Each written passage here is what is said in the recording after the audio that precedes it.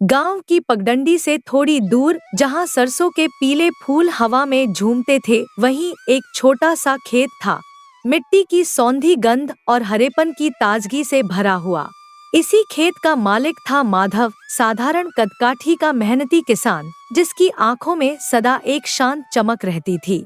उसका जीवन बड़ा सादा था, पर उसमें संतोष था, वही संतोष जो ईमानदारी से की गई मेहनत के बाद मन में उतरता है। माधव की दुनिया बहुत बड़ी नहीं थी। एक टूटी फूटी झोपड़ी, एक खाट, कुछ मिट्टी के बर्तन और सबसे कीमती उसकी जीवन संगिनी गौरी। गौरी जो सुबह की पहली रोटी से लेकर रात की आखिरी बात तक माधव के साथ थी। उसकी आंखों में समझदारी थी और बोली में मिठास। एक दिन जब दोपहर की धूप खेत पर तप रही थी और माधव बिना रुके हल चला रहा था, तभी दूर से गौरी की पुकार सुनाई दी, अजी सुनते हो, जरा इधर आओ। माधव ने हल रोका, माथे से पसीना पोंछते हुए मुस्कराया। अरे बोल गौरी, क्या हुआ? गौरी ने अपने पल्लू से हाथ झाड़ते हुए कहा। अरे धूप देखे हो तुम, ऐसे जुटे हो जैसे बैल भी हार मान जाए। माधव हंसा और बोला, तो क्या करें, खेत नहीं जोतेंगे तो फसल कैसे उगेगी, और फसल ना हुई तो घर कैसे चलेगा? गौरी ने उसकी बात ध्यान से सुनी और फिर बोली, सब जानती हूँ, पर आदमी कोई पत्थर थोड़ी ना होता है। चलो तनिक छाव में बैठो, 2 घूंट छाछ पी लो। गौरी ने मिट्टी के सुराही से थाली में छलकती हुई छाछ निकाली। माधव ने जैसे ही पहला घूंट लिया, उसके चेहरे पर एक ताजगी सी फैल गई। धन्य हो भगवान, अरे तुम ना होती तो हम तो कब के सूख के रह गए होते। गौरी ने मुस्कुराकर कहा, वाह वाह, बड़ी मीठी बनाई है आज, बस इसी मीठी छाछ से तुम्हारी थकान मिट जाएगी, उसने चुटकी लेते हुए कहा। माधव ने आंखें मीचकर हंसते हुए कहा, तो रोज बना दिया करो। गौरी ने मुस्कुराकर सिर हिलाया, बना तो सकती हूँ, लेकिन रोज रोज छाछ से ही थकान मिटे यह जरूरी थोड़ी है। फिर दोनों हंस पड़े, एक ऐसी हंसी जो साझेदारी की, समझदारी की और प्रेम की होती है। और इसी तरह हंसी खुशी में उनके दिन कटते जा रहे थे। धूप, छाव, मेहनत और मिठास के बीच एक सच्चे जीवन की सुंदर कहानी की तरह। गांव के उस सीधे सादे जीवन में, जहां दिन की शुरुआत हल्की मूड से होती थी और रात चूल्हे की राख में बुझ जाती थी, वहीं एक दिन माधव को नगर जाने की नौबत आ गई। कुछ जरूरी सामान लाना था, बीज, कुछ औजार और थोड़ी बहुत दवाइयाँ। गौरी ने जाते समय पोटली में सत्तू बांध कर दिया और कहा, देखो जी, जरूरत का सामान ले आना और जल्दी लौट आना, खेत में अब पानी देना है। माधव बैलगाड़ी पर बैठकर नगर की ओर चल पड़ा। रास्ते भर गांव की हरियाली और पक्षियों की चहचहाहट पीछे छूटती गई और नगर की चहल पहल, ऊंची इमारतें, रंगीन दुकानों की कतारें और भीड़ का शोर उसके चारों ओर घिरने लगा। नगर में कदम रखते ही माधव जैसे किसी और ही लोक में आ गया। रेशमी कपड़ों से सजे लोग, इत्र की खुशबू, बड़ी बड़ी हवेलियों की दीवारों पर जड़े झूमर और सबसे अधिक प्रभाव उस पर पड़ा एक रईस सेठ को देखकर। सेठ की रेशमी पगड़ी, अंगोछा नहीं, चमचमाता दुपट्टा और उसके चारों ओर खड़े नौकर जो हर बात पर हुक्म सर आंखों पर कहते थे। माधव वहीं खड़ा रह गया, एकटक देखता हुआ। क्या जिंदगी है, ऐसे लोग ही असली इज्जतदार होते हैं। अगर मैं भी ऐसा बन पाऊं तो। नगर से लौटते समय उसकी आंखों में अब बीज या औजारों की चिंता नहीं थी, बल्कि एक नया सपना पल रहा था, दौलत और रुतबे का। जब वह गांव लौटा तो चेहरे पर एक अलग ही चमक थी, वो चमक जो किसी उपलब्धि की नहीं, किसी लालसा की होती है। रात का समय था, चूल्हा सुलग रहा था, गौरी रोटियां सेंक रही थी और पास ही माधव चुपचाप बैठा किसी विचार में डूबा था। कुछ पल खामोशी के बाद उसने गंभीर स्वर में कहा, भाग्यवान, मैं सोच रहा हूँ हम भी अमीर बन सकते हैं। गौरी ने मुस्कुराते हुए उसकी ओर देखा, आंचल से पसीना पोंछा और बोली, अरे हम तो खेत में मेहनत करके अपना गुजारा अच्छे से कर रहे हैं। रोटी है, कपड़ा है, सिर के ऊपर छत है, और क्या चाहिए? माधव की आंखों में चमक थी, पर वह सादगी की नहीं थी, वह भूख थी एक बड़ी दुनिया की। नहीं गौरी, तुम समझ नहीं रही हो। नगर में मैंने एक सेठ को देखा, रेशमी कपड़े, बड़ी हवेली और लोग तो उसे देखकर झुककर सलाम कर रहे थे। मुझे भी वैसा बनना है। गौरी की मुस्कान अब धीमे धीमे गंभीरता में बदल गई। वह रोटी पर घी लगाते हुए बोली, अजी, हमारी जरूरतें हमारी आमदनी से पूरी हो रही हैं। हम किसी के कर्जदार नहीं हैं, किसी के गुलाम नहीं हैं। यह बहुत बड़ी बात है। अमीरी के पीछे जो फिक्र और बेचैनी होती है वो तुमने नहीं देखी। माधव ने थोड़ा चिढ़ते हुए कहा, तो क्या सारी जिंदगी ऐसे ही खेतों में पसीना बहाते रहना है? दूसरों को ऊपर उठते देखता हूँ तो मन जलता है। चाहता हूँ कि लोग हमारी भी इज्जत करें। गौरी की आंखों में अब पीड़ा थी पर स्वर में अब भी कोमलता थी। इज्जत मेहनत और ईमानदारी से मिलती है, दौलत से नहीं। और जो लालच पालते हैं उन्हें कभी चैन नहीं मिलता।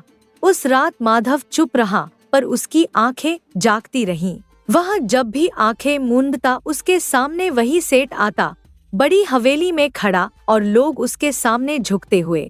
धीरे धीरे उसके भीतर की शांति खोने लगी। वह खेत में भी मन से काम नहीं कर पाता था। बैलों की मूठ अब भारी लगने लगी थी और थकान जल्दी आ जाती थी। आमदनी घटने लगी। घर का चूल्हा अब उतनी बार नहीं जलता जितना पहले जलता था। गौरी सब देख रही थी। उसका मन दुखता पर वह जानती थी माधव के भीतर जो सपना पल रहा है वह शब्दों से नहीं मरेगा।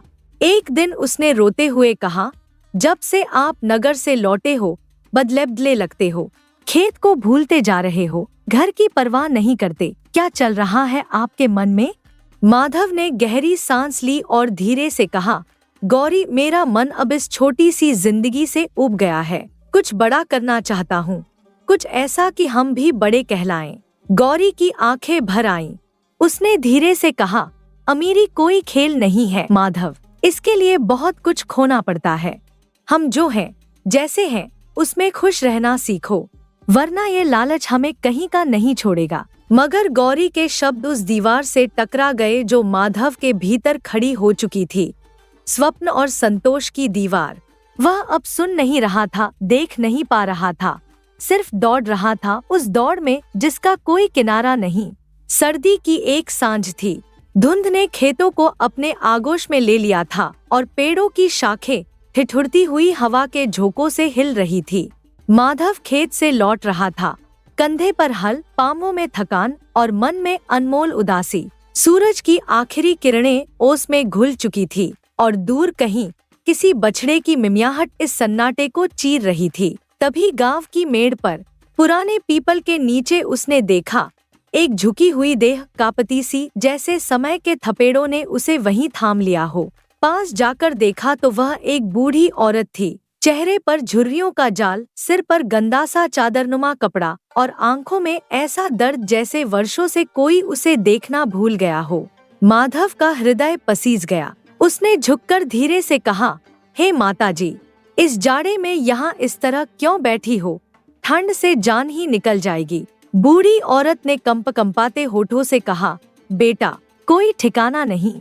अपने गांव लौट रही थी पर शाम हो गई। पांव जवाब दे गए, ठंड ने जकड़ लिया है। कई दिनों से कुछ खाया भी नहीं, आज तो भीख भी नहीं मिली। माधव की आंखें भर आईं। उसने अपना मोटा गमछा उतारा और उसके कंधों पर डालते हुए कहा, माता, मेरे साथ चलो, हमारे घर चलो। रजाई भी है और खाना भी। इंसानियत का यही तो धर्म है, किसी बेसहारे के काम आना। आओ, देर मत करो। वह बूढ़ी कुछ कह न सकी, केवल उसकी आंखें नम हो उठीं, जैसे बरसों से सूखी रह चुकी थी और अब कोई उन्हें फिर से जीवन दे रहा हो। माधव ने सहारा देकर उसे उठाया और धीरे धीरे अपने घर की ओर चल पड़ा। रास्ते में बूढ़ी ने कांपती आवाज में कहा, बेटा, मैं तेरा एहसान जिंदगी भर नहीं भूलूंगी। मैं तो एक भिखारिन हूँ। माधव मुस्कराया और बोला, माता, यह कोई सौदा नहीं, यह इंसान का धर्म है। चलो अब घर चलें। घर पहुँचते ही उसने दरवाजे से आवाज लगाई, अरे गौरी, जरा इधर तो आना। देखो, आज हमारे घर एक विशेष मेहमान आई हैं। इनके लिए गरम खाना लगा दो और रजाई भी निकाल दो। गौरी रोटियां बेल रही थी। आवाज सुनकर बाहर आई और बूढ़ी को देखा। उसका चेहरा सहानुभूति से भर गया। यह कौन है? गौरी ने पूछा। माधव ने संक्षेप में सब कहा। रास्ते में मिली, ठंड से कांप रही थी, भूखी थी। सोचो अगर हम ना मदद करें तो फिर कौन करेगा। गौरी की आंखें नम हो गई और वह बिना कुछ कहे रसोई में चली गई। थोड़ी देर में एक थाली में गर्मागर्म रोटियां, सब्जी और गुड़ लेकर आई। बड़े स्नेह से बूढ़ी के सामने बैठकर बोली, माता जी लीजिए, गरम खाना खाइए, इससे आपकी ठंड भी भागेगी और थकान भी। बूढ़ी औरत ने कांपते हाथों से थाली ली। उसकी आंखों से 2 मोती ढुलक पड़े। बेटी, आज बहुत दिनों बाद किसी ने मुझे माता कहकर पुकारा है और अपने घर में बैठाकर खाना खिलाया है। तुम दोनों का भगवान भला करे। तुमने आज एक बुझती लौ को फिर से जलाया है। उस रात उस छोटे से घर में कोई बड़ा भोज नहीं था, पर प्रेम, करुणा और इंसानियत का ऐसा स्वाद था जो किसी राजमहल के पकवानों में नहीं मिलता। अगले दिन जब पूरब की किरणें धरती को छूने लगी और खेतों में ओस की बूंदें मोती सी चमकने लगी, तभी उस बूढ़ी औरत ने जाने की तैयारी की। हवा अब भी सर्द थी, पर उसके चेहरे पर एक अजीब सी गरिमा थी, जैसे कोई रहस्य अपने भीतर छुपाए बैठी हो।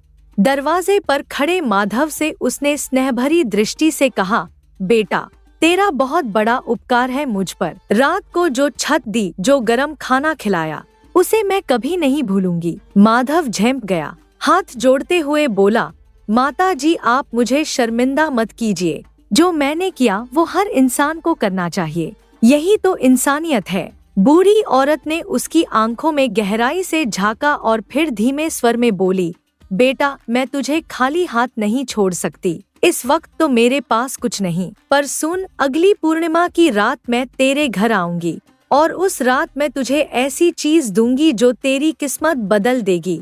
माधव चौंका, किस्मत बदल देगी? कैसी चीज माता जी? बूढ़ी मुस्कुराई, मानो कोई पुराना रहस्य उसकी मुस्कान में छुपा हो।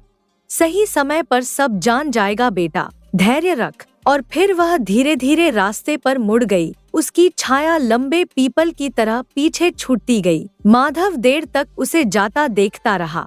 उसके दिल में अब जिज्ञासा थी, एक हल्का सा संशय और एक चुपचाप पनपती आशा। गौरी, जो भीतर से सब देख रही थी, बोली, ये माताजी कौन थी और कैसी बातें करके गई हैं? माधव ने सिर हिलाया, पता नहीं गौरी, पर उनकी आंखों में कोई रहस्य जरूर था।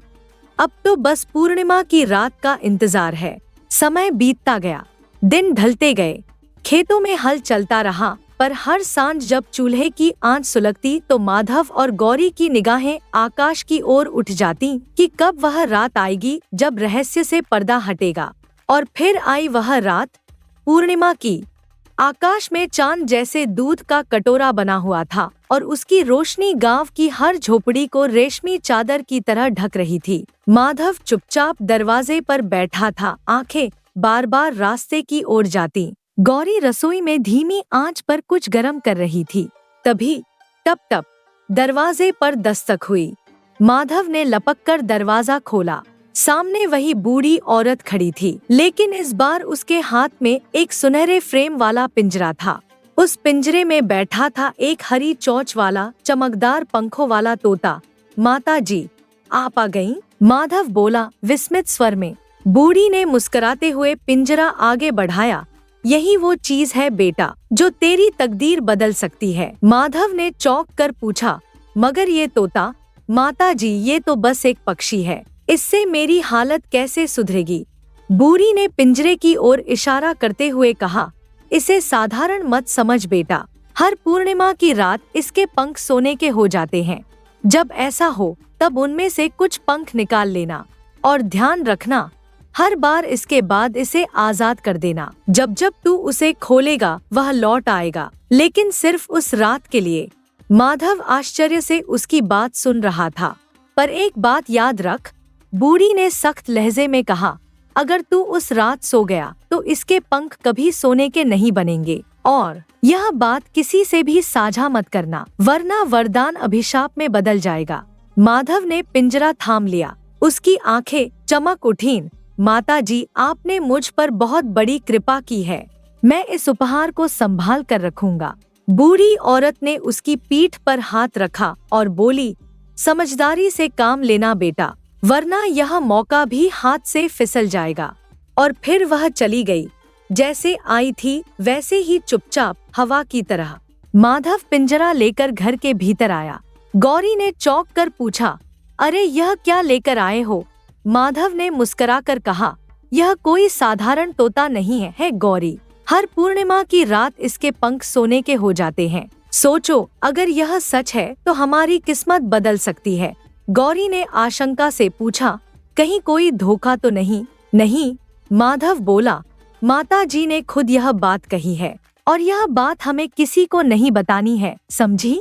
गौरी ने गंभीर स्वर में सिर हिलाया। अगर यह सच है तो यह अब हम दोनों की परीक्षा है। और फिर उस रात उस झोपड़ी में एक नया रहस्य, एक नया विश्वास और एक नई उम्मीद ने जन्म लिया। जाड़ों की लंबी रात थी और हवा में सन्नाटे का आलम था। झोंपड़ी के कोने में एक छोटा सा दीपक जल रहा था। उसकी टिमटिमाती लौ कभी कांपती, कभी स्थिर होती, मानो रात की नब्ज थामे हो। माधव और गौरी उस दीप के समीप एक बांस के बने पिंजरे के पास बैठते थे। उस पिंजरे में बैठा था उनका वह आशाभरा अतिथि, जादुई तोता। गौरी ने धीमे स्वर में कहा, बस कुछ ही देर की बात है माधव, आधी रात के बाद इसके पंख सोने के हो जाएंगे, फिर हमारी जिंदगी भी सोने जैसी चमक उठेगी। माधव की आंखों में एक भूख थी, पर अब वह भूख रोटी की नहीं, सपने की थी।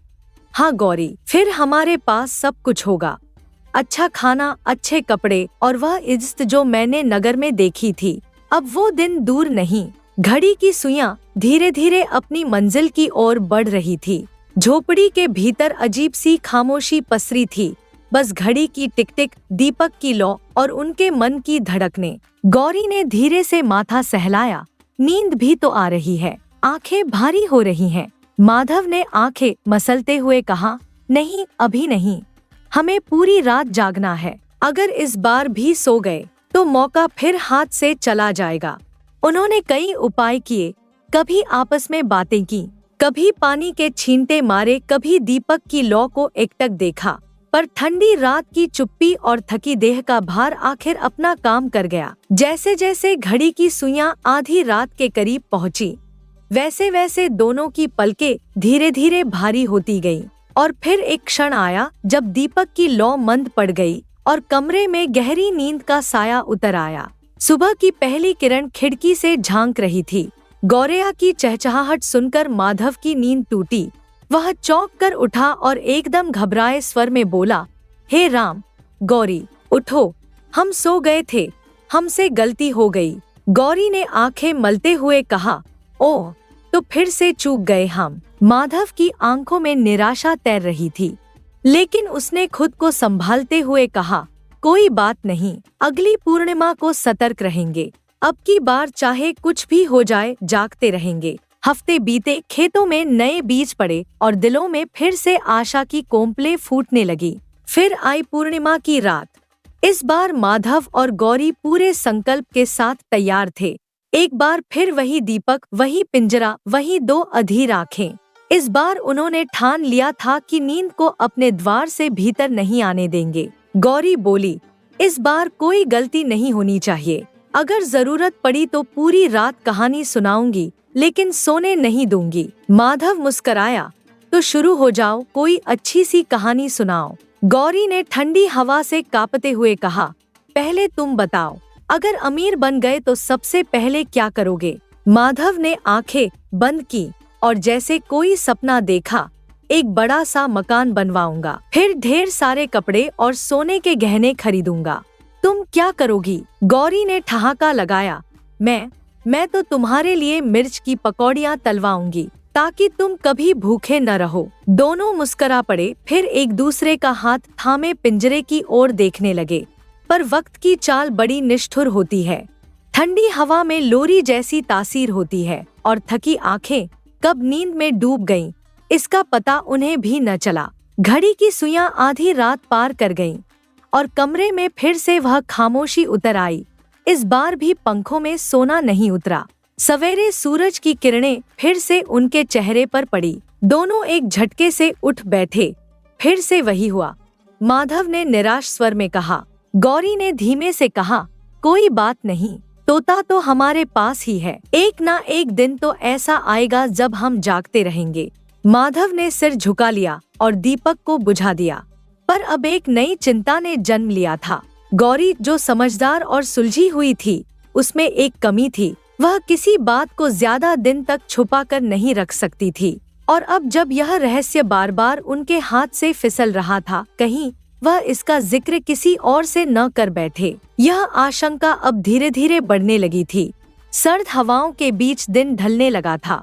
सूर्य अस्ताचलगामी हो चला और आसमान पर पीली सुनहरी किरणें गांव की गलियों को रेशमी आभा में ढकने लगी थी। गौरी उस दिन अपनी सहेली रुक्मिणी से मिलने गई।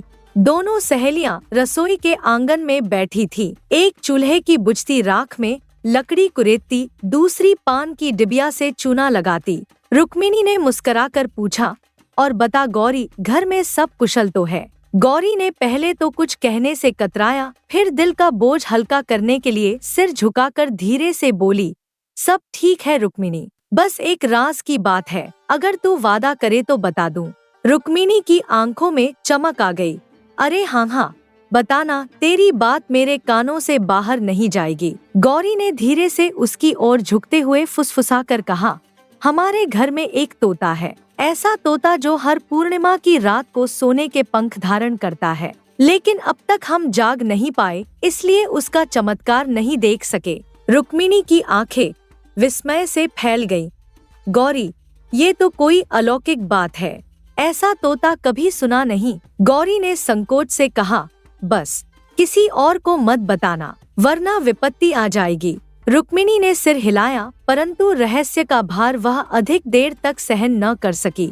उसी रात जब उसका पति लौटा, रुक्मिणी ने धीरे से यह बात उसे बता दी। उसका पति था जमींदार का पुराना नौकर, चालाक, झुका हुआ मगर गिद्ध दृष्टि वाला।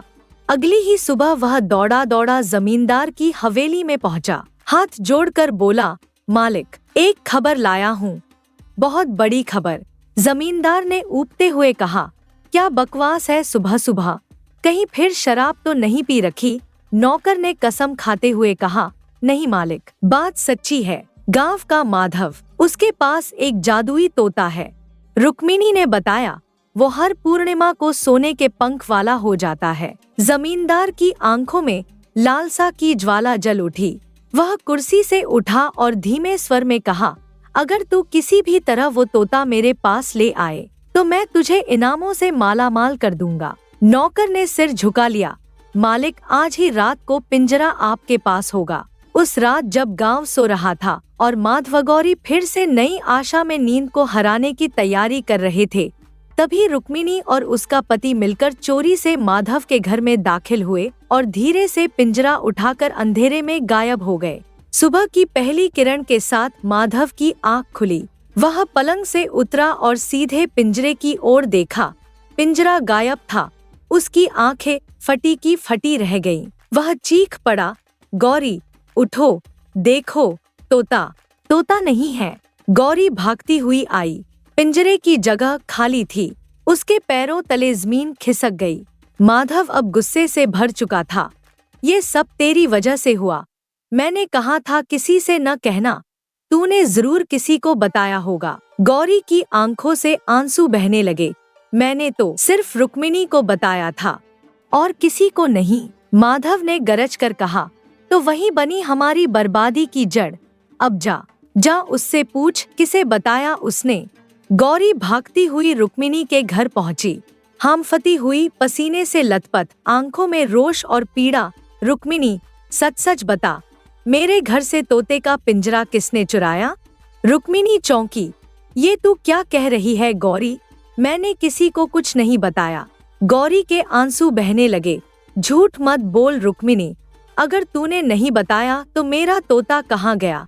किसने लिया? हमारी जिंदगी की आखिरी उम्मीद थी वो। रुक्मिणी कुछ देर चुप रही, पर गौरी की आंखों में वह करुणा देख उसका हृदय पिघल गया। उसने सिर झुका लिया। गौरी, मैं माफी चाहती हूँ। मैंने अपने पति को बता दिया था और उसने ये बात जमींदार को कह दी थी। अब तोता जमींदार की हवेली में है। गौरी का चेहरा पीला पड़ गया। तो तूने मेरे विश्वास को तोड़ दिया रुक्मिणी। अब हम क्या करेंगे? रुक्मिणी ने रोते हुए कहा। मुझे माफ कर दे गौरी, लेकिन जमींदार की हवेली में कोई आम आदमी घुस नहीं सकता। अब तेरा तोता। गौरी कुछ और सुने बिना दौड़ पड़ी। उसकी आंखों में सिर्फ एक छवि थी, वो पिंजरा जिसमें उम्मीद कैद थी और अब जो हवेली की ऊंची दीवारों में खो चुका था। सर्द सुबह की नीली ओस अभी जमीन से उठी भी नहीं थी कि गौरी की कांपती आवाज से घर की दीवारें गूंज उठीं। माधव, मेरा शक सही निकला। रुक्मिणी ने अपना मुंह बंद नहीं रखा। और हमारा वो जादुई तोता अब जमींदार की हवेली में बंद है। गौरी की आंखों में आंसू थे और शब्दों में खाली पछतावा। माधव ने माथा पकड़ लिया, गहरी सांस लेते हुए बोला, हे भगवान, अब हम क्या करेंगे? उस तोते में हमारी आशा थी, हमारा कल था। जमींदार से सीधा लड़ना तो नामुमकिन है। लेकिन वो कुछ पल तक चुप रहा, फिर जैसे मन में कोई दीपक जल उठा। गौरी, हम कोतवाल के पास जाएंगे, वही न्याय कर सकता है। बस तुम अब किसी को और कुछ मत बताना। गौरी ने रोते हुए सिर हिलाया। अगले ही पहर माधव अपनी फटी चादर ओढ़े, झोले में थोड़ा सत्तू डालकर नगर की ओर पैदल चल पड़ा। पैर थकते जाते पर मन में सिर्फ एक लक्ष्य था, न्याय। नगर में पहुंचते ही वह कोतवाली की चौखट पर पहुंचा। वहां 2 सिपाही पहरे पर थे। उन्होंने उसे ऊपर से नीचे तक देखा। कौन हो तुम? क्या काम है? माधव ने हाथ जोड़ते हुए कहा। हुजूर, मेरा नाम माधव है, गांव से आया हूँ। मुझे कोतवाल साहब से न्याय की दरकार है। कुछ देर बाद उसे कोतवाल के सामने पेश किया गया। कोतवाल चौड़े पलंग पर बैठा था, मूंछों को ताव देते हुए। कहो, क्या मामला है? उसने कठोर स्वर में पूछा। माधव ने जमीन पर सिर झुका लिया और सारा किस्सा विस्तार से कह सुनाया। कैसे एक रहस्यमयी माता जी ने उसे जादुई तोता दिया, कैसे उसकी पत्नी गौरी ने भूलवश यह बात अपनी सहेली को कह दी और कैसे यह बात जमींदार के नौकर के जरिए हवेली तक जा पहुंची। कोतवाल ने ध्यान से सब सुना, कुछ क्षण चुप रहा, फिर बोला, तो तुम्हारा कहना है कि जमींदार ने तुम्हारा तोता चुरा लिया है? जी हाँ हुजूर, मैं एक गरीब किसान हूँ, मेरी बस वही एक उम्मीद थी, अब तो कोई सहारा भी नहीं बचा। कोतवाल की मूंछें तन गई। मामला गंभीर है, लेकिन जमींदार, वो बड़ा आदमी है। क्या तुम्हारे पास कोई गवाह है? जी, मेरी पत्नी की सहेली रुक्मिणी, वह सब जानती है। कोतवाल कुछ सोचकर बोला, ठीक है, मैं स्वयं कल गाँव आऊंगा। यदि तुम्हारी बात सच्ची निकली तो तुम्हारा तोता तुम्हें वापस मिलेगा, यही मेरा वचन है। माधव ने जमीन छूकर सिर उठाया। बहुत बहुत धन्यवाद हुजूर, आपने एक गरीब की बात सुनी। अगली सुबह जैसे ही सूरज की किरणें गांव की मिट्टी पर पड़ी, गांव में हलचल मच गई। कोतवाल अपने 2 सशस्त्र सिपाहियों के साथ गांव पहुंच चुका था। उसके रथ के पीछे धूल उड़ रही थी। गांव वाले चौपाल पर इकट्ठा हो गए, कुछ कौतूहल से, कुछ आशंका से। जमींदार जो अपनी हवेली में आराम फरमा रहा था, जब खबर मिली कि कोतवाल गांव में आ पहुंचा है तो उसका माथा ठनका। यह कोतवाल यहाँ क्यों आया है? कौन सी मुसीबत आ गई सुबह सुबह? कोतवाल और सिपाही सीधे हवेली के द्वार पर पहुँचे। आवाज गूंजी, जमींदार साहब, बाहर आइए। जमींदार अपनी रेशमी चादर ओढ़े बाहर निकला। ताव से बोला, क्या बात है कोतवाल साहब? कोतवाल ने कड़क कर कहा, हमें खबर मिली है कि आपने एक गरीब किसान का अनमोल तोता चुरा लिया है और उसे अपनी हवेली में बंद कर रखा है। जमींदार हंस पड़ा। क्या बकते हो कोतवाल साहब, मैं इतना अमीर आदमी हूँ, मुझे किसी गरीब के तोते की क्या जरूरत? कोतवाल की आवाज अब और सख्त हो गई। हम तुम्हारी हवेली की तलाशी लेंगे, अगर तोता नहीं मिला तो तुम्हारी बात मान लेंगे, लेकिन अगर मिला तो फिर कानून अपना काम करेगा। जमींदार की आंखों की चमक फीकी पड़ने लगी। उसके होंठ थरथराए, लेकिन शब्द न निकले। चौपाल पर सन्नाटा पसरा हुआ था। गांव वाले दम साधे खड़े थे। कोतवाल की आंखों में अब संदेह नहीं, विश्वास की ज्वाला थी। उसने सख्त आवाज में आदेश दिया, तलाशी लो जमींदार की हवेली की, देखो क्या वहाँ वह तोता है जिसे माधव अपना बताता है। 2 सिपाही आगे बढ़े, हवेली के भारी फाटक से भीतर गए। कुछ ही देर में वे बाहर लौटे। हाथों में वही बांस का पिंजरा जिसमें बैठा था वो तोता, जो अब भी अपनी हरी आंखों से सबको देख रहा था, मानो वह भी जानता हो कि आज उसका फैसला होने जा रहा है। कोतवाल गरजे, शर्म आनी चाहिए तुम्हें जमींदार, एक गरीब किसान की अमानत चुराकर अपनी हवेली में बंद कर रखा। जमींदार का चेहरा लाल हो उठा। वह जान चुका था कि अब इस तोते को जबरन रखना नामुमकिन है, लेकिन लालच जो मनुष्य की बुद्धि पर पर्दा डाल देता है, उसके मन में एक और चाल चलने की प्रेरणा देने लगा। उसने शांत स्वर में कहा, कोतवाल साहब, अगर यह तोता इतना ही अनमोल है तो क्यों न मैं इसे खरीद लूं? आखिर मैं एक अमीर आदमी हूँ और माधव गरीब, उसे पैसों की जरूरत होगी। अगर वह बेचना चाहे तो मैं इसकी उचित कीमत देने को तैयार हूँ। कोतवाल ने पिंजरा फिर से माधव की ओर बढ़ाते हुए कहा, यह निर्णय तुम्हारा है माधव, यह तोता तुम्हारा है, चाहे रखो चाहे बेचो। माधव स्तब्ध खड़ा था। अब तक जो सपना वह पूर्णिमा की रातों में खोज रहा था, वह सामने थैली बनकर रखा जा रहा था। जमींदार मुस्कराया और बोला, 50 सोने की मोहरें, कैसी कीमत है? गांव वालों के बीच फुसफुसाहट दौड़ पड़ी। 50 मोहरें। गौरी की आंखें फैल गईं, लेकिन वह कुछ नहीं बोली। जमींदार फिर बोला, 100 मोहरें, पूरे 100 सोने की मोहरें। इतनी दौलत शायद तुमने सपने में भी न देखी हो माधव। माधव की आंखों में झलकती भूख, थकी देह की चाह और एक बेहतर जीवन की मूक पुकार अब तेज हो चुकी थी। उसने धीरे से कहा, अगर यह आपकी मर्जी से हो रहा है जमींदार साहब, तो मैं इसमें कोई दखल नहीं दूंगा। मुझे यह 100 मोहरें मंजूर हैं। जमींदार ने अपने नौकर को इशारा किया। कुछ ही देर में एक भारी थैला लाकर माधव के सामने रखा गया, जिसमें चमकती हुई 100 मोहरें चांदनी सी दमक रही थी। जमींदार मुस्कराया, यह लो, यह तुम्हारा इनाम, और यह तोता अब मेरा हुआ। माधव ने थैली उठाई और बिना पीछे देखे घर की ओर चल पड़ा। उसके कदमों में अब एक अजीब संतुलन था। कर्ज उतर चुका था, पेट की चिंता मिट चुकी थी, लेकिन मन में कहीं एक छाया बाकी थी। घर लौटते ही गौरी थैली खोलकर सोने की मोहरें गिनने लगी। दोनों के चेहरों पर सुख की परछाई थी। माधव, अब हमें कभी भूखा नहीं रहना पड़ेगा। हम ज्यादा जमीन खरीद सकते हैं और अपनी जिंदगी बदल सकते हैं। माधव सिर हिलाता है, लेकिन उसकी आंखें दरवाजे की ओर थी, जैसे किसी के आने की प्रतीक्षा में हो। तभी दरवाजे पर एक धीमी दस्तक हुई। माधव ने जाकर दरवाजा खोला। सामने खड़ी थी वही बूढ़ी औरत, झुकी कमर, लेकिन आंखों में वैसा ही रहस्य, वैसी ही चमक। उसने धीमे से कहा, माधव, सुना है जमींदार ने तुझे उस तोते के बदले बड़ी भारी रकम दी है। माधव ने सिर झुका लिया। जी हाँ माताजी, आपने सही सुना। मैंने अपनी जिंदगी में इतना पैसा कभी नहीं देखा था। बूढ़ी जोर से हंसी, एक ऐसी हंसी जो किसी गहरे रहस्य के पर्दे को चीरती हुई लग रही थी। यही तो मैं चाहती थी माधव, कि तू इस भ्रम से बाहर निकले। माताजी, आप कहना क्या चाहती हैं?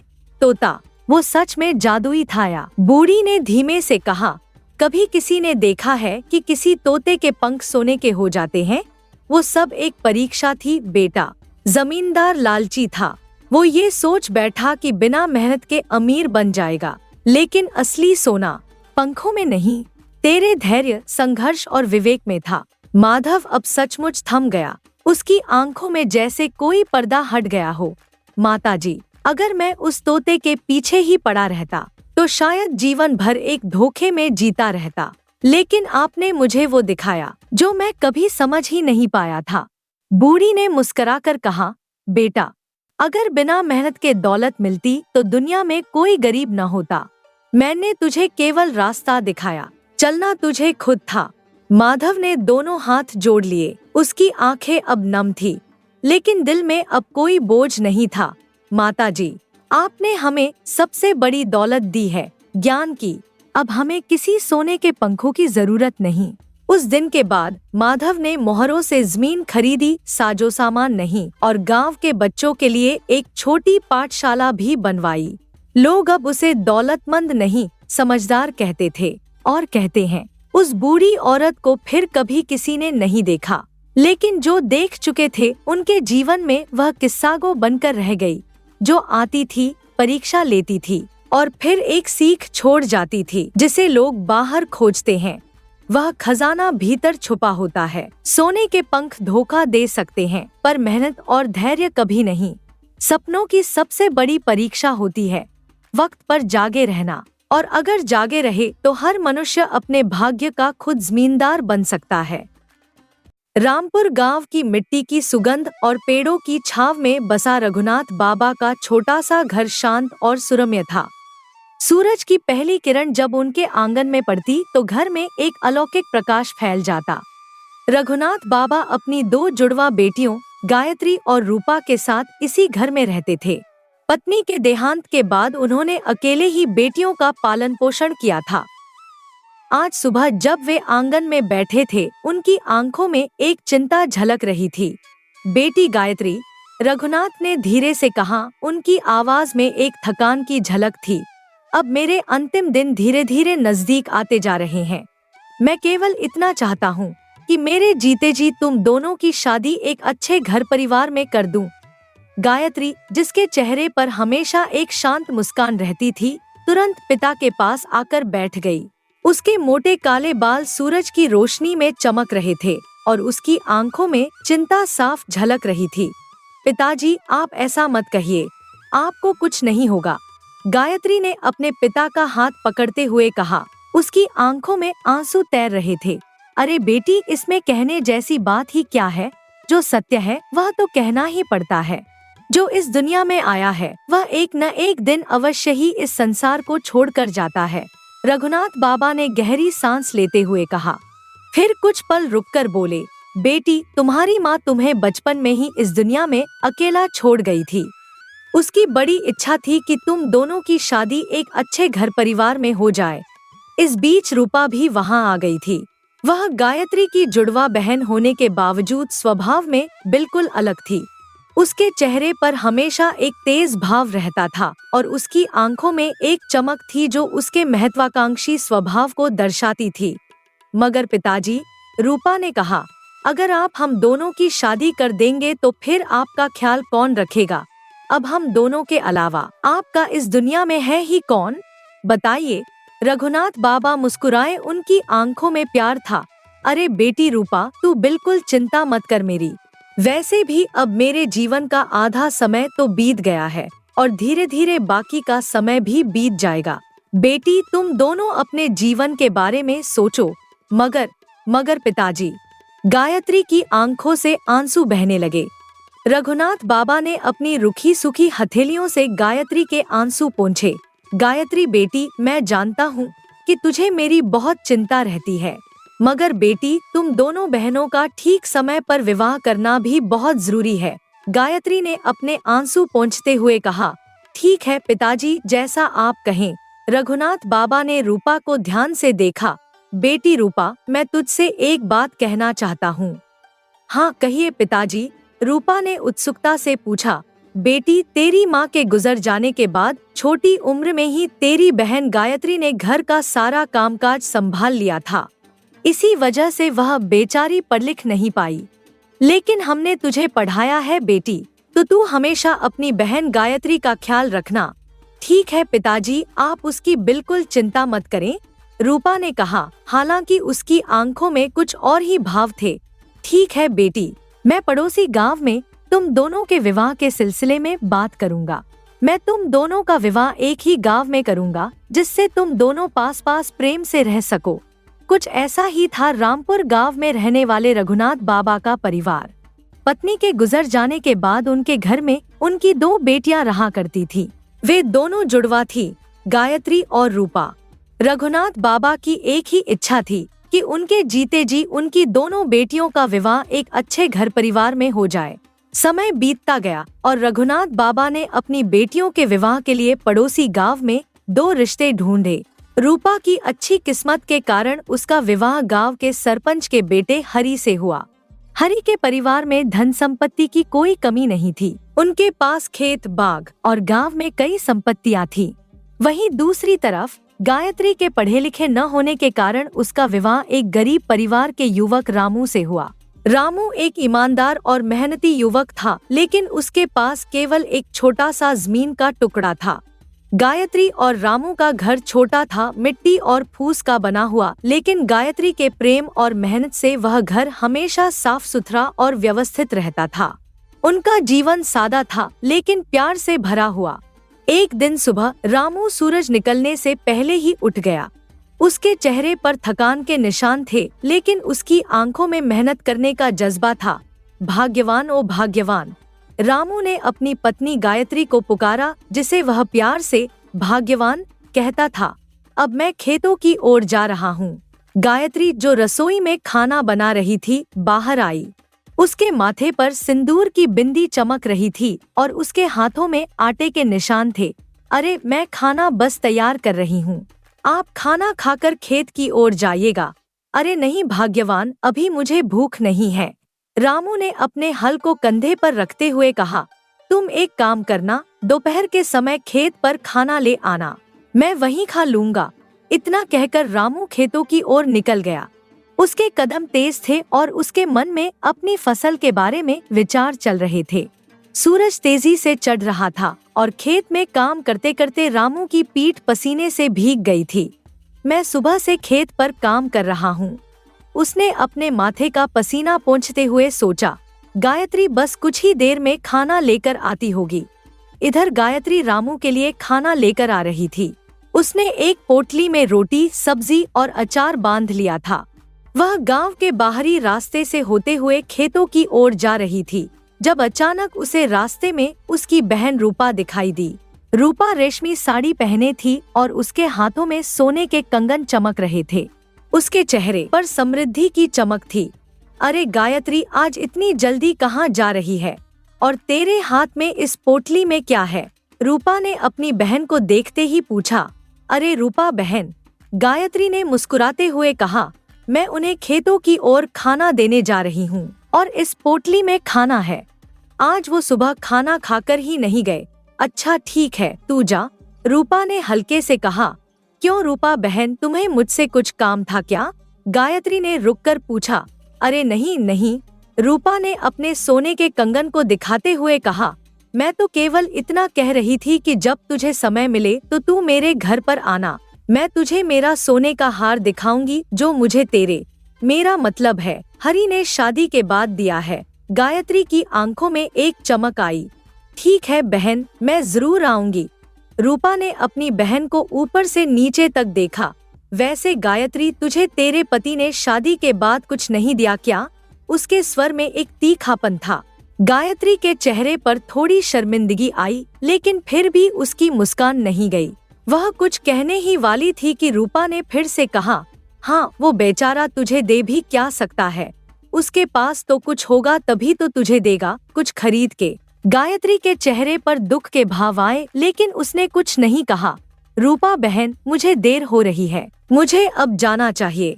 इतना कहकर गायत्री वहाँ से निकल गई और खेत पर पहुँची। रामू, जो अपने खेत में मेहनत कर रहा था, गायत्री को देखते ही मुस्कुरा दिया। अरे भाग्यवान, तुम खेत पर आने में इतना समय क्यों लगाती हो? मैं तुम्हारा कब से राह देख रहा था। गायत्री ने पोटली खोलते हुए कहा। अरे वो जरा मेरी बहन मुझे रास्ते में मिल गई थी, तो मैं उसी से बातों में लग गई थी, जिस वजह से मुझे खेत पर आने में देरी हो गई है। अच्छा, रामू ने कहा। उसके चेहरे पर थकान और भूख के मिलेजुले भाव थे। वैसे तुम्हारी बहन क्या कह रही थी? और भाग्यवान, तुम खड़ी क्यों हो? नीचे बैठ जाओ। गायत्री धीरे से जमीन पर बैठ गई और खाना निकालने लगी। कुछ नहीं, वो तो ऐसे ही बात कर रही थी। क्यों? रामू ने ध्यान से गायत्री के चेहरे को देखा। अरे भाग्यवान, मैं सब जानता हूँ, तुम्हें मुझसे कुछ भी छिपाने की जरूरत नहीं है। अरे नहीं, आप ये कैसी बातें कर रहे हो? मेरी बहन ने तो कुछ कहा ही नहीं, गायत्री ने झटके से कहा। रामू ने गायत्री का हाथ पकड़ लिया। भाग्यवान, मैं सब जानता हूँ, किंतु भाग्यवान, मैं क्या करूँ? मैं तुम्हारी जरूरतें कैसे पूरी करूँ? हमारे पास बस यही जमीन का एक छोटा सा टुकड़ा है, इसी पर हम खेती करके अपना पेट पालते हैं। गायत्री की आंखों में प्यार के आंसू आ गए। अरे नहीं, मुझे कुछ नहीं चाहिए, मैं तो इतने में ही खुश हूँ। क्या सच में खुश हो? रामू ने पूछा। उसकी आंखों में चिंता थी। किंतु गायत्री, तुम्हारा शादी के बाद से चेहरा क्यों इतना उदास रहता है? गायत्री ने सिर झुका लिया। अब मैं तुम्हें क्या बताऊं? मुझे अपने पिताजी की हमेशा चिंता सताती रहती है। हम दोनों बहनों के अलावा उनका इस दुनिया में कोई नहीं है। पता नहीं वो अकेले कैसे रहते होंगे, और ऊपर से उनकी तबीयत भी खराब रहती है। रामू कुछ पल के लिए सोच में डूब गया। अच्छा भाग्यवान, इसका मतलब तुम्हें अपने पिता की चिंता रहती है, जिस कारण तुम उदास रहती हो। काश मेरे पिताजी भी मेरे साथ होते। अचानक रामू के चेहरे पर एक चमक आई। क्यों न भाग्यवान, हम पिताजी को अपने घर ले आएं? हम उनकी अच्छी तरह देखभाल भी कर पाएंगे और वो हमारे साथ रहेंगे तो तुम्हें भी अच्छा लगेगा। गायत्री की आंखों में खुशी की चमक आ गई। क्या तुम सच में ऐसा कह रहे हो? क्या हम पिताजी को अपने घर ला सकते हैं? हाँ हाँ, क्यों नहीं भाग्यवान, रामू ने प्यार से कहा। वो तुम्हारे पिताजी हैं तो मेरे भी हुए, और मैं तुम्हारी खुशी के लिए कुछ भी कर सकता हूँ। इसी तरह रामू और गायत्री ने मिलकर रघुनाथ बाबा को अपने छोटे से घर में लाकर रखा। रघुनाथ बाबा शुरू में कुछ हिचकिचाए, लेकिन जब उन्होंने देखा कि उनकी बेटी और दामाद कितने प्यार से उनकी देखभाल करते हैं, तो उनका मन भी प्रसन्न हो गया। दिन बीतते गए। गायत्री हर रोज सुबह जंगल से लकड़ियाँ लाती थी, घर का काम करती थी और अपने पिता व पति की देखभाल करती थी। उसका जीवन मेहनत से भरा था, लेकिन उसके चेहरे पर हमेशा एक संतोष की मुस्कान रहती थी। एक दिन रूपा अपने भव्य घर से निकलकर गायत्री के घर की ओर आई। वह एक महंगी साड़ी पहने थी और उसके गले में एक सोने का हार चमक रहा था। रूपा ने गायत्री के घर के दरवाजे पर दस्तक दी। गायत्री ने दरवाजा खोला और अपनी बहन को देखकर खुश हो गई। अरे रूपा बहन, आओ अंदर आओ, गायत्री ने स्वागत करते हुए कहा। रूपा अंदर आई और उसने देखा कि रघुनाथ बाबा गायत्री के घर के आंगन में बैठे धूप का आनंद ले रहे थे। क्यों रे गायत्री, रूपा ने तेज आवाज में कहा। पिताजी तेरे घर पर इतने दिन से क्यों रह रहे हैं, मगर तूने मुझसे एक भी बार नहीं कहा। क्यों नहीं बताया तूने? गायत्री आश्चर्य से अपनी बहन को देखती रही। अरे रूपा बहन, तुम गुस्सा मत हो। मैं एक बार तुम्हारे घर पर आई थी, मगर तुम घर पर नहीं थी बहन। अच्छा ठीक है, रूपा ने अपने स्वर को नरम करते हुए कहा। मैं तो तुझे यह कहने आई हूँ कि तू हर रोज जंगल लकड़ियाँ लेने जाती है ना, तो तू मुझे भी अपने साथ ले जाना।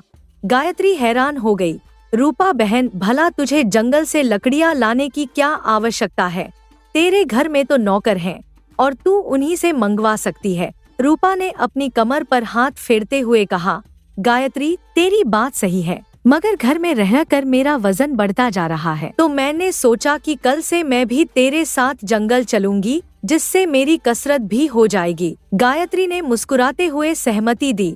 ठीक है बहन, मैं तुझे कल से जरूर साथ ले जाऊंगी। ठीक है बहन, रूपा ने कहा। अब मैं जरा पिताजी से मिल लेती हूँ। अगले दिन सुबह रूपा गायत्री के घर पहुँची। रूपा, ओ रूपा, आज तुम जंगल की ओर लकड़ियाँ काटने नहीं चलोगी क्या? गायत्री ने पूछा, जो अपनी कुल्हाड़ी लेकर तैयार खड़ी थी। हाँ हाँ चलो, रूपा ने कहा। हालांकि उसकी आंखों में उत्साह के बजाय कुछ और ही भाव थे। दोनों बहनें जंगल की ओर चल पड़ी। जंगल घना था और पेड़ों के बीच से सूरज की किरणें झांक रही थी। गायत्री ने अपनी कुल्हाड़ी से सूखी लकड़ियाँ काटनी शुरू कर दी, जबकि रूपा ने भी कुछ प्रयास किए, लेकिन जल्द ही थक गई। कुछ घंटों के बाद जब दोनों ने पर्याप्त लकड़ियाँ काट ली थी, गायत्री ने कहा, रूपा अब हम घर चलें। हमने आज की पूरी लकड़ियाँ काट ली है। अरे गायत्री, रूपा ने आश्चर्य से कहा, आज तुझे कुछ ज्यादा जल्दी नहीं हो रही है? इतनी जल्दी किस बात की है? गायत्री ने अपने माथे का पसीना पोंछते हुए कहा।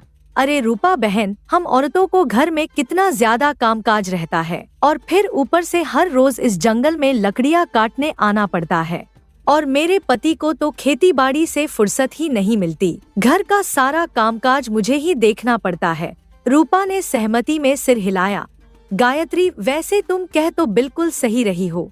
हम औरतों को कामकाज से बिल्कुल भी फुर्सत नहीं मिलती। सारा दिन केवल काम ही काम, काम ही काम। ठीक है रूपा बहन, अब हम घर की ओर चलें। सूरज अब मध्य आकाश में था और जंगल के हरे भरे वृक्षों के बीच से धूप की सुनहरी किरणें छन छन कर नीचे आ रही थी। पक्षियों की मधुर आवाजें वातावरण को सुरम्य बना रही थी। गायत्री और रूपा दोनों बहनें अपनी अपनी लकड़ियां बांधकर घर लौटने की तैयारी कर रही थी। रूपा बहन, अब हम घर की ओर चलें? गायत्री ने अपने माथे का पसीना पोंछते हुए कहा। उसकी आंखों में थकान थी, लेकिन चेहरे पर एक संतुष्टि भरी मुस्कान भी थी। मैंने पर्याप्त लकड़ियां काट ली हैं, अब घर जाकर खाना बनाना है। रूपा, जिसके चेहरे पर हमेशा एक चालाकी भरी मुस्कान रहती थी, एक पेड़ के नीचे बैठी अपनी साड़ी की सिलवटें ठीक कर रही थी। वह आज अपनी महंगी लाल रेशमी साड़ी पहनकर जंगल आई थी, जो अब धूल और पसीने से थोड़ी गंदी हो गई थी। अरे गायत्री, रूपा ने अचानक खड़े होते हुए कहा, मैं ऐसा कह रही हूँ कि जब हम इतनी दूर आ ही गए हैं, तो क्यों न थोड़ी दूर और चलकर उस आम के बगीचे से कुछ आम तोड़ लाए। उसकी आंखों में लालच की चमक थी। गायत्री का चेहरा चिंता से भर गया। उसके हाथ अचानक थरथराने लगे। अरे नहीं बाबा, नहीं, बिल्कुल नहीं। वह जल्दी से बोली, जैसे किसी बड़े खतरे का अंदेशा हो। अगर हमें वहां जाते हुए हरिया ने देख लिया तो वह हमें छोड़ेगा नहीं। आजकल वही उस आम के बगीचे की देखभाल कर रहा है। रूपा बहन। अरे गायत्री, रूपा ने अपने होठों पर एक तिरस्कारपूर्ण मुस्कान लाते हुए कहा, तू भी न एक नंबर की फट्टू है। एक आम तोड़ने में क्या डर लगता है तुझे? वह अपने हाथ हिलाते हुए हंसने लगी। गायत्री के चेहरे पर चिंता की रेखाएं और गहरी हो गईं। अरे रूपा बहन, अब हमें यहाँ से चलना चाहिए। मुझे घर जाकर उनके लिए खाना भी तैयार करना है। पिताजी की दवा का समय भी हो गया होगा। उसकी आवाज में एक जिम्मेदारी का भाव था। इतना कहकर दोनों अपनी लकड़ियां उठाकर आगे की ओर चल पड़ी। जंगल का रास्ता टेढ़ा मेढ़ा था और धूप से पसीने से तरबतर दोनों बहनें चुपचाप चलती जा रही थी। अचानक एक मोड़ पर उन्हें एक बूढ़ा आदमी मिला, जिसके बाल सफेद थे और चेहरे पर गहरी झुर्रियां थी। वह एक पेड़ के नीचे बैठा था। उसके कपड़े मैले कुचैले थे और वह थका हुआ लग रहा था। जरा सुनो, सुनना बेटी, बूढ़े ने एक कमजोर आवाज में पुकारा। क्या तुम मुझे भी थोड़ी सी लकड़ियां इस जंगल से काट कर दे दोगी? गायत्री रुक गई और बूढ़े की ओर देखा। उसके चेहरे पर दया का भाव था। वह कुछ कहने ही वाली थी कि रूपा ने उससे पहले ही जवाब दिया। क्यों? तुम क्या अपना काम खुद नहीं कर सकते हो क्या? रूपा की आवाज में तीखापन था और उसके चेहरे पर अकड़ का भाव। बूढ़े ने अपनी झुर्रीदार आंखों से उन्हें देखा। उसकी नजर में एक अजीब सी चमक थी। अरे बेटी, मेरी उम्र हो गई है, मैं ठीक से चल नहीं पाता हूँ और मुझे आजकल दिखाई भी कम कम देने लगा है। और आज मेरे घर पर चूल्हे में जलाने के लिए बिल्कुल भी लकड़ियाँ नहीं बची हैं। बेटी, उसकी आवाज में एक विनम्रता थी। हाँ, उम्र हो गई है इनकी, रूपा ने व्यंग्य से कहा। उसके चेहरे पर एक तिरस्कारपूर्ण मुस्कान थी। तो क्या हमसे पूछकर बूढ़े हुए थे, बताओ? वह हंसने लगी। उसकी हंसी में एक कठोरता थी। गायत्री के चेहरे का रंग उड़ गया। अरे रूपा, यह क्या कह रही हो तुम? उसने अपनी बहन को डांटते हुए कहा। कोई बड़े बूढ़ों से इस तरह बात करता है क्या? तुम्हें शर्म आनी चाहिए।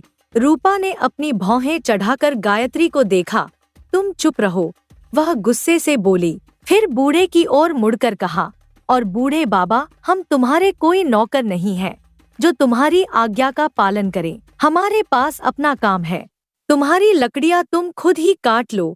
बूढ़े के चेहरे पर दुख का भाव आया, लेकिन उसकी आंखों में अभी भी वही अजीब चमक थी। वह चुपचाप गायत्री और रूपा को देखता रहा, जैसे उनके अंदर कुछ देख रहा हो। गायत्री तुरंत अपनी बहन से दूर होकर बूढ़े के पास गई। आप दुखी मत होइए बूढ़े बाबा, उसने विनम्रता से कहा। रूपा की बोली ही कुछ ऐसी है, किंतु वह मन की बड़ी साफ है। फिर उसने मुस्कुराते हुए कहा, रुकिए, मैं आपके लिए लकड़ियां काट कर लेकर आ जाती हूँ। रूपा ने गुस्से से अपना पाँव जमीन पर पटका। मैंने तुम्हें एक बार मना किया है ना? वह चिल्लाई। तो फिर तुम उस बूढ़े के लिए लकड़ियां क्यों काट रही हो? गायत्री ने शांत स्वर में कहा। गुस्सा मत हो रूपा बहन, अब तुम ही देखो, वो बेचारे बूढ़े बाबा हैं, वो लकड़ियां कैसे काट पाएंगे? और रूपा बहन, हमें हर बूढ़े बुजुर्ग की सेवा करनी चाहिए, यही हमारा धर्म है, सेवा करनी चाहिए। रूपा ने व्यंग्य से कहा।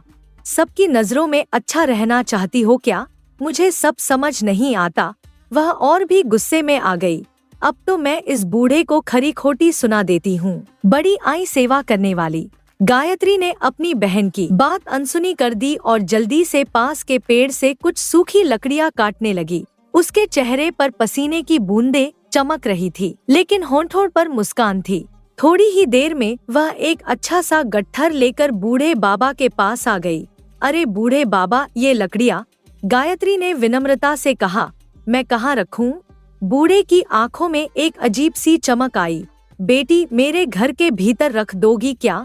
उसने धीरे से पूछा। इससे पहले कि गायत्री कुछ कह पाती, रूपा बीच में ही बोल पड़ी। हाँ हाँ, अपनी मीठी मीठी बातों में सभी को फंसाकर तुम अच्छी तरह काम निकलवाना जानते हो। उसने गुस्से से कहा। उसके चेहरे पर नफरत का भाव था। एक तो हम तुम्हें लकड़ियाँ काट कर भी दें और ऊपर से तुम्हारे घर के भीतर भी रखें। तुमने हमें समझ क्या रखा है? बूढ़े ने विनम्रता से कहा। अरे बेटी, तुम किसी बूढ़े की इतनी भी मदद नहीं कर सकती हो क्या? सुनो, रूपा ने अपना हाथ उठाकर कहा। तुम मुझे ज्यादा ज्ञान मत दो, मुझ में खूब ज्ञान है। मैं यह गायत्री की तरह बेवकूफ नहीं हूँ। वह अपनी बहन की ओर तिरस्कार से देखते हुए बोली। गायत्री ने एक गहरी सांस ली और फिर बिना कुछ कहे बूढ़े बाबा के घर की ओर चल पड़ी। उसके कदम धीमे थे लेकिन दृढ़ थे। थोड़ी ही दूर पर वह एक छोटी सी झोपड़ी थी जो मिट्टी और फूस से बनी थी। गायत्री ने धीरे से दरवाजा खोला और अंदर गई। अंदर जाते ही उसकी आंखें चौंधिया गईं। झोपड़ी के अंदर का दृश्य बिल्कुल अलग था। यह एक सामान्य झोपड़ी नहीं बल्कि एक विशाल कक्ष था जिसकी दीवारें शीशे जैसी चमक रही थी और छत से हीरे के झूमर लटके हुए थे। लेकिन सबसे आश्चर्यजनक बात यह थी कि कक्ष के एक कोने में विभिन्न आकार और रंग की कुल्हाड़ियों का एक विशाल संग्रह था। अरे अरे बूढ़े बाबा, यहाँ इतनी सारी कुल्हाड़ी! गायत्री हैरानी से बोली। उसकी आंखें विस्मय से फैली हुई थी। क्या? जरा मुझे भी देखने दो। वह कुल्हाड़ियों के पास गई और एक सुनहरी कुल्हाड़ी उठाई जिसका आभा पूरे कक्ष को जगमगा रहा था। अरे बाप रे, तो सोने की कुल्हाड़ी है ये! गायत्री के मुंह से अनायास ही निकल गया। उसकी आंखों में विस्मय और आश्चर्य का मिश्रण था। तभी बाहर से रूपा की आवाज आई। अरे बेवकूफ औरत, मुझे लगता है यह बूढ़ा डाकैत है। इसने यह सभी कुल्हाड़ी चुराई हैं। वह झोपड़ी के अंदर झांक रही थी। उसकी आंखों में लालच की चमक थी। बूढ़े ने धीमे से मुस्कुराते हुए कहा। अरे बेटी, यह कुल्हाड़ी बंद तकदीर का दरवाजा खोलने वाली कुल्हाड़ी है। गायत्री ने विस्मय से बूढ़े को देखा। अरे बूढ़े बाबा, आप भी ना? वह हंसते हुए बोली। अरे बताइए ना, आपके घर में इतनी सारी कुल्हाड़ी क्यों है? बूढ़े ने अपनी झुर्रीदार आंखों से गायत्री को देखा। उनमें एक गहरा ज्ञान झलक रहा था। अरे बेटी, मुझे कुल्हाड़ी रखने का शौक है। मैं इन्हें जमा करता हूँ। अरे बूढ़े बाबा, भला किसी को कुल्हाड़ी रखने का शौक भी होता है क्या? गायत्री ने मासूमियत से पूछा। मैंने तो पहली बार आपके मुंह से सुना है। बूढ़े की आंखों में एक गहरा भाव आया। बेटी, मैं केवल इन्हें इकट्ठा ही नहीं करता हूँ, उन्होंने धीरे से कहा। किसी को जरूरत होने पर मैं उसे भी यह कुल्हाड़ी यहाँ से दे देता हूँ, जिससे मुझे और भी ज्यादा खुशी मिलती है। मुझे किसी जरूरतमंद की मदद करने के बाद बहुत आनंद मिलता है। बेटी, रूपा की आंखों में अचानक एक आशा की किरण जगी। तो क्या बूढ़े बाबा, मैं आपसे वह सोने की कुल्हाड़ी मांगूंगी तो आप मुझे वह सोने की कुल्हाड़ी दे दोगे? उसने सहज भाव से पूछा। बूढ़े ने गहरी नजर से रूपा को देखा, जैसे उसके मन की गहराइयों को टटोल रहा हो। क्यों नहीं, जरूर बेटी, जरूर, मैं तुम्हें भी दूंगा। रूपा के चेहरे पर एक अजीब सा भाव आया। किंतु बूढ़े बाबा, मैं तो आपके कार्य के लिए आपको मना कर रही थी और मैंने आपको बहुत बुरा भला कहा, फिर भी आप मुझे कुल्हाड़ी दे देंगे? उसकी आवाज में आश्चर्य था। बूढ़े ने मुस्कुराते हुए कहा। अरे बेटी, वह तुम्हारा कर्म था, किसी की सहायता करना या न करना, किंतु यह मेरा कर्म है कि हर जरूरतमंद की आवश्यकताएं पूरी करूं। उनकी आंखों में एक गहरा ज्ञान था। यह सुनते ही रूपा, जो अब तक बाहर खड़ी थी, झोपड़ी के अंदर आ गई। उसकी आंखें लालच से चमक रही थी। हाँ तो बूढ़े बाबा, तुम जल्दी से वह सोने की कुल्हाड़ी मुझे दे दो, उसने मांग की। उसकी आवाज में अधीरता थी। बूढ़े ने शांति से कहा। किंतु बेटी, अभी तुम्हें कुल्हाड़ी की कोई आवश्यकता नहीं है। अभी तो तुम्हारे पास कुल्हाड़ी है ना? जब तुम्हें सचमुच जरूरत होगी तब मैं तुम्हें वह सोने की कुल्हाड़ी दूंगा। रूपा के चेहरे पर निराशा का भाव आया। अच्छा, तो मेरे पास कुल्हाड़ी नहीं होनी चाहिए थी। उसने गुस्से से कहा, ठीक है बूढ़े बाबा, हम अब चलते हैं। मैं तुम्हें कल फिर लकड़ी लाकर दूंगी। उसकी आवाज में एक छिपी हुई योजना की झलक थी। चलो गायत्री बहन, रूपा ने धीरे से कहा, मुझे घर पर ढेर सारे काम करने हैं। वह बूढ़े को आदरपूर्वक प्रणाम कर बाहर निकल गई। रूपा बाहर तो निकल आई, लेकिन उसके मन में एक योजना थी।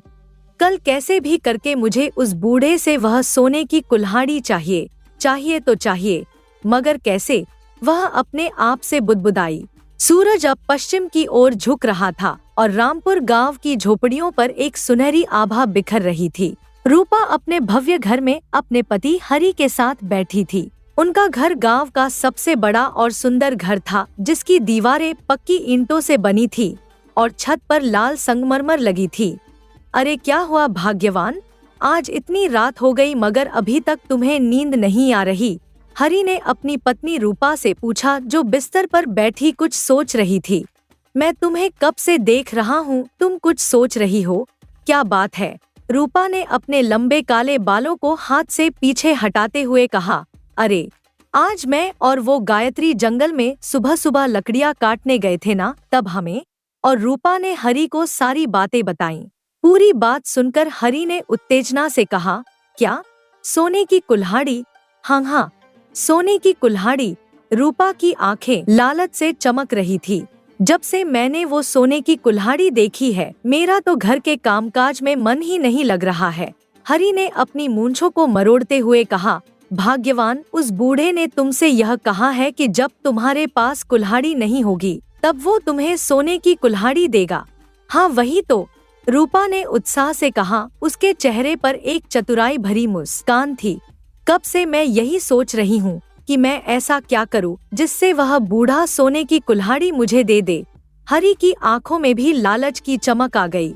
अरे रूपा, मेरे पास एक उपाय है जिससे हमें वह सोने की कुल्हाड़ी मिल सकती है, वह उत्साह से बोला। उसकी आवाज में एक षड्यंत्र की झलक थी।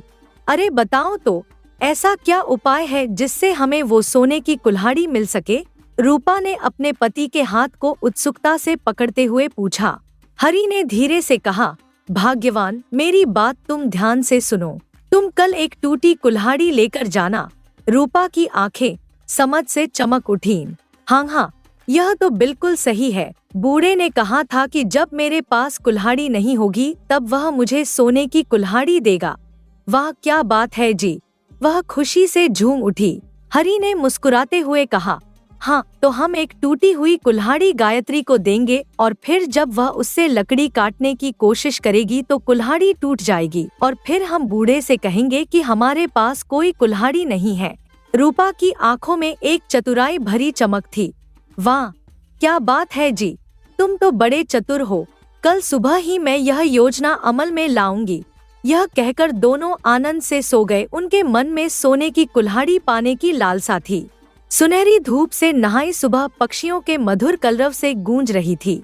गायत्री अपने छोटे से घर के आंगन में तुलसी के पौधे को पानी दे रही थी। उसके चेहरे पर एक संतोष भरी मुस्कान थी और उसकी आंखों में एक अजीब सी चमक थी। तभी अचानक तेज कदमों की आवाज से वह चौंकी।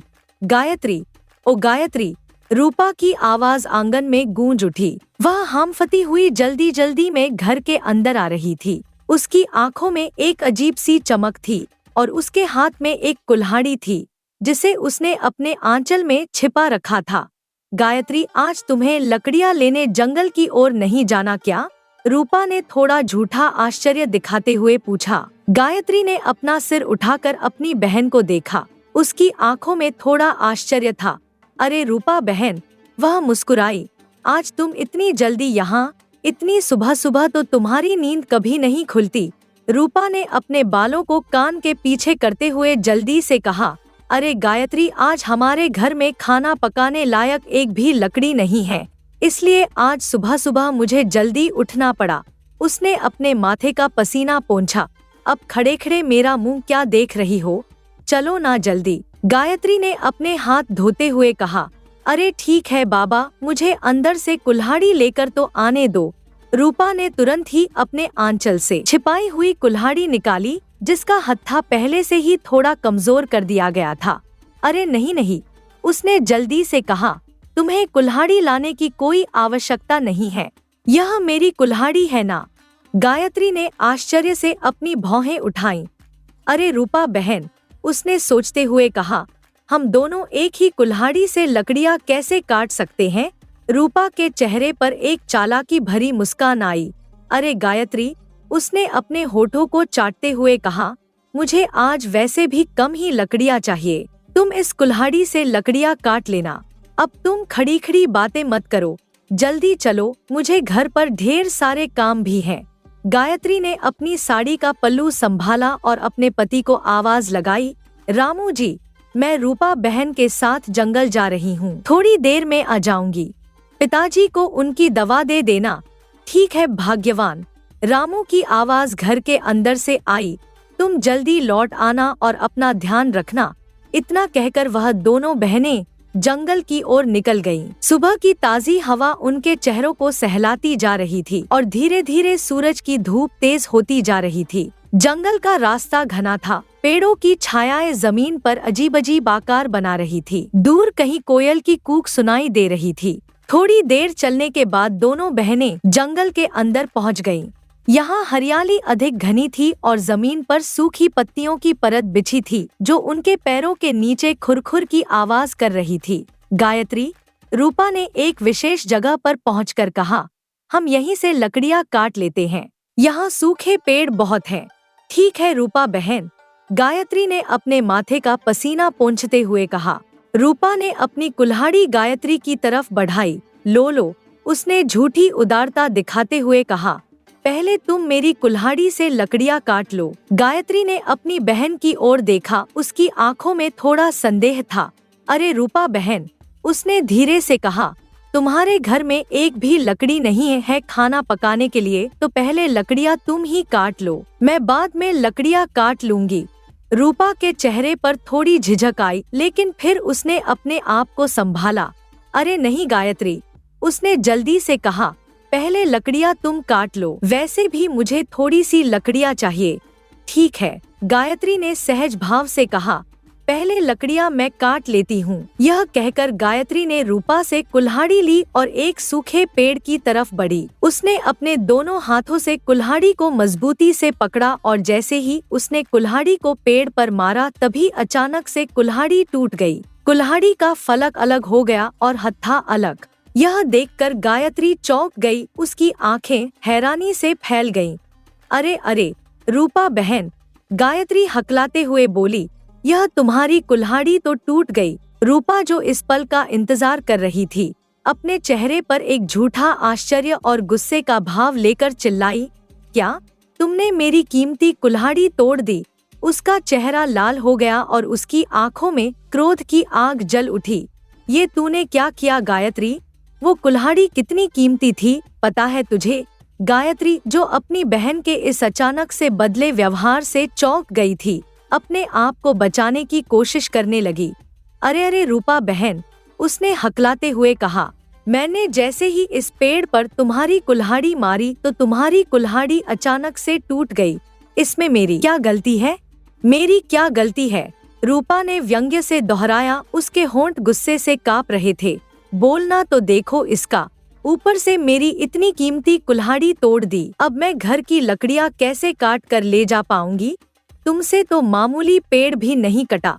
गायत्री का चेहरा पीला पड़ गया, उसकी आंखों में आंसू छलक आए, लेकिन वह अपने आप को संभालते हुए बोली, अरे रूपा बहन, गुस्सा मत हो। असल में मुझे तो लगता है कि तुम्हारी कुल्हाड़ी पहले से ही टूटी थी। यह सुनते ही रूपा के चेहरे का रंग बदल गया, उसकी आंखें क्रोध से लाल हो गईं। तुम ये क्या बोलना चाहती हो? वह चिल्लाई, उसके हाथ कंपा रहे थे।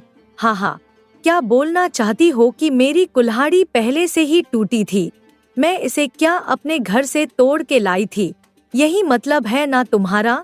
गायत्री ने अपने होंठ काटे और डरते डरते बोली, अरे नहीं रूपा बहन, मैंने ऐसा थोड़ी ना कहा है। मेरे कहने का मतलब था कि यह सब मुझे कुछ नहीं पता। वह अपनी बहन को शांत करने की कोशिश कर रही थी। तुम कैसे भी करके मुझे कुल्हाड़ी वापस करके दो। रूपा अभी भी गुस्से से लाल थी, उसकी सांसें तेज चल रही थी। गायत्री ने एक और कोशिश की। अरे रूपा बहन, उसने विनती करते हुए कहा, मैं तुझे एक नई कुल्हाड़ी खरीद कर दे दूंगी। रूपा बहन, मुझ पर गुस्सा मत हो। रूपा ने अपनी भौहें चढ़ाई। हाँ, नई कुल्हाड़ी खरीद के दे दूंगी, उसने व्यंग्य से कहा। नहीं, मुझे अभी की अभी कुल्हाड़ी चाहिए। मैंने तुमसे कहा ना कि मेरे घर पर खाना पकाने के लिए लकड़ी भी नहीं है और मुझे घर पर ढेर सारे काम भी हैं। वे दोनों बहनें बहस कर ही रही थी कि तभी अचानक से वो बूढ़े बाबा वहाँ प्रकट हो गए। उनकी झुर्रीदार आंखों में एक अजीब सी चमक थी और उनके चेहरे पर एक अदृश्य मुस्कान थी। क्या बात है? बूढ़े ने धीमे से पूछा। और गायत्री बेटी, तेरा मुंह ये उतरा उतरा क्यों लग रहा है? गायत्री कुछ कहने ही वाली थी कि रूपा ने बीच में ही बोल दिया। अब मैं क्या बताऊं आपको बूढ़े बाबा, वह गुस्से से बोली। यह बेवकूफ मूर्ख गायत्री है ना, यह हमेशा मेरे काम बिगाड़ देती है। बूढ़े बाबा ने अपनी झुर्रीदार आंखों से रूपा को गौर से देखा। उनकी आंखों में एक गहरा ज्ञान था। अरे रूपा, उन्होंने शांति से पूछा, ऐसी क्या बात है जिस कारण तुम गायत्री को इतनी खरी खोटी सुना रही हो? बूढ़े बाबा, रूपा ने क्रोध से भरकर कहा, इस बेवकूफ गायत्री ने मेरी कुल्हाड़ी जानबूझकर तोड़ दी। मुझे लकड़ियां काटकर घर जल्दी जाना था। बेवकूफ कहेगी। गायत्री अब अपना आपा खो बैठी। रूपा बहन, मैं तो खुद अपनी कुल्हाड़ी लेकर आ रही थी, तुमने मुझे मना किया। अगर मैं अपनी कुल्हाड़ी लेकर आती तो मेरे हाथों तुम्हारी कुल्हाड़ी नहीं टूटती। बहन चुप कर, रूपा ने गुस्से से चीखते हुए कहा। अब तूने मेरी इतनी कीमती कुल्हाड़ी तोड़ ही दी है, और एक तो मैंने तेरे लिए अच्छा चाहा और ऊपर से मुझे ही सुना रही है। बूढ़े बाबा ने दोनों बहनों को ध्यान से देखा। उनकी आंखों में एक गहरा ज्ञान था। अरे बेटी, उन्होंने शांति से कहा, तुम दोनों इतनी छोटी सी बात पर क्यों झगड़ रही हो? चलो तुम मेरे साथ मेरे घर की ओर चलो, मैं तुम्हें कुल्हाड़ी देता हूँ। बेटी, रूपा के चेहरे पर अचानक ही एक चमक आई। उसकी आंखों में लालच की चमक थी। उसने अपनी साड़ी का पल्लू संभाला और बूढ़े बाबा के पीछे पीछे चल पड़ी। गायत्री भी चुपचाप उनके पीछे चलने लगी। उसके चेहरे पर अभी भी दुख के भाव थे। थोड़ी ही देर में वे तीनों बूढ़े बाबा की झोपड़ी के पास पहुंच गए। यह एक छोटी सी मिट्टी की झोपड़ी थी जिसके छप्पर पर सूखे हुए घास फूस थे। बूढ़े बाबा ने दरवाजा खोला और उन्हें अंदर आने का इशारा किया। आओ आओ बेटी, उन्होंने विनम्रता से कहा, आओ मेरे घर के भीतर आओ। तुम दोनों को मैं कुल्हाड़ी दूंगा। मेरे पास तो बहुत सारी कुल्हाड़ियाँ पड़ी हैं। रूपा और गायत्री झोपड़ी के अंदर गए और वहाँ का दृश्य देखकर दोनों ही चौंक गए। झोपड़ी के अंदर कई तरह की चमकदार कुल्हाड़ियाँ सजी हुई थी, जिनमें से कुछ सोने की, कुछ चांदी की और कुछ अन्य धातुओं की थी। वे सभी कुल्हाड़ियाँ एक विशेष प्रकार की आभा से चमक रही थी। रूपा की आंखें लालच से फैल गईं। बूढ़े बाबा, वह उत्तेजना से बोली, मैं यह सोने की कुल्हाड़ी ले लूं? उसने एक सुनहरी कुल्हाड़ी की ओर इशारा किया जो सबसे ज्यादा चमक रही थी। बूढ़े बाबा ने मुस्कुराते हुए कहा, ले लो रूपा, तुम्हें जो भी कुल्हाड़ी पसंद हो वो तुम ले लो बेटी। इतना कहकर रूपा ने झट से वो सोने की कुल्हाड़ी उठा ली। उसके चेहरे पर एक विजयी मुस्कान थी और उसकी आंखों में लालच की आग थी। वह अपने हाथों में उस कुल्हाड़ी को घुमा घुमा कर देख रही थी, जैसे कोई अनमोल खजाना उसे मिल गया हो। अरे गायत्री, बूढ़े बाबा ने धीरे से पूछा, तुम्हें कौन सी कुल्हाड़ी चाहिए बेटी? गायत्री ने विनम्रता से सिर झुकाते हुए कहा, नहीं बूढ़े बाबा नहीं, मेरे घर पर एक कुल्हाड़ी है, मुझे कुल्हाड़ी नहीं चाहिए। बूढ़े बाबा की आंखों में एक अजीब सी चमक आई। फिर भी बेटी, उन्होंने प्यार से कहा, मैं तुम्हें एक कुल्हाड़ी देना चाहता हूँ, तुम भी तुम्हारी पसंद से इनमें से एक कुल्हाड़ी ले लो बेटी। गायत्री ने एक साधारण सी दिखने वाली कुल्हाड़ी को उठा लिया, जिसका फलक साधारण लोहे का था, लेकिन उसके हैंडल पर छोटे छोटे नक्काशी के काम थे। यह देखने में बहुत सुंदर थी, लेकिन सोने की कुल्हाड़ी जैसी चमकदार नहीं थी। गायत्री बेटी और रूपा बूढ़े बाबा ने दोनों को देखते हुए पूछा, अब तुम दोनों खुश हो ना बेटी, तुम्हें एक एक कुल्हाड़ी मिल चुकी है। जैसा मैंने सोचा था आखिरकार वैसा ही हुआ। रूपा ने अपने होठों पर एक खुशी भरी मुस्कान लाते हुए बुदबुदाया, आखिरकार मैंने बूढ़े से सोने की कुल्हाड़ी ले ही ली। अब जल्दी चल गायत्री, अरे घर पर बहुत सारे काम भी हैं। रूपा अपनी सोने की कुल्हाड़ी लेकर जल्दी जल्दी जाने लगी, लेकिन गायत्री रुक गई। अरे रुको, उसने अपनी बहन को रोकते हुए कहा, पहले मैं बूढ़े बाबा के लिए कुछ लकड़ियां काट कर उन्हें दे देती हूँ, फिर हम तभी घर जाएंगे। नहीं बेटी, बूढ़े बाबा ने हाथ उठाकर कहा, आज मुझे लकड़ियों की कोई आवश्यकता नहीं है, आज मेरे पास लकड़ियां हैं, अब तुम दोनों घर जाओ बेटी। इतना कहकर वो दोनों बहनें अपने अपने घर की ओर निकल गईं। रूपा के कदम तेज थे और उसके चेहरे पर एक विजयी मुस्कान थी। गायत्री ने कई बार अपनी बहन से बातें करने की कोशिश की, लेकिन रूपा ने उसे अनसुना कर दिया। गांव के बाहरी इलाके में पहुंचते ही दोनों अलग अलग रास्तों पर चल पड़ी। रूपा अपने पति के बड़े से घर की ओर भागी और गायत्री धीरे धीरे अपने छोटे से घर की ओर चल पड़ी।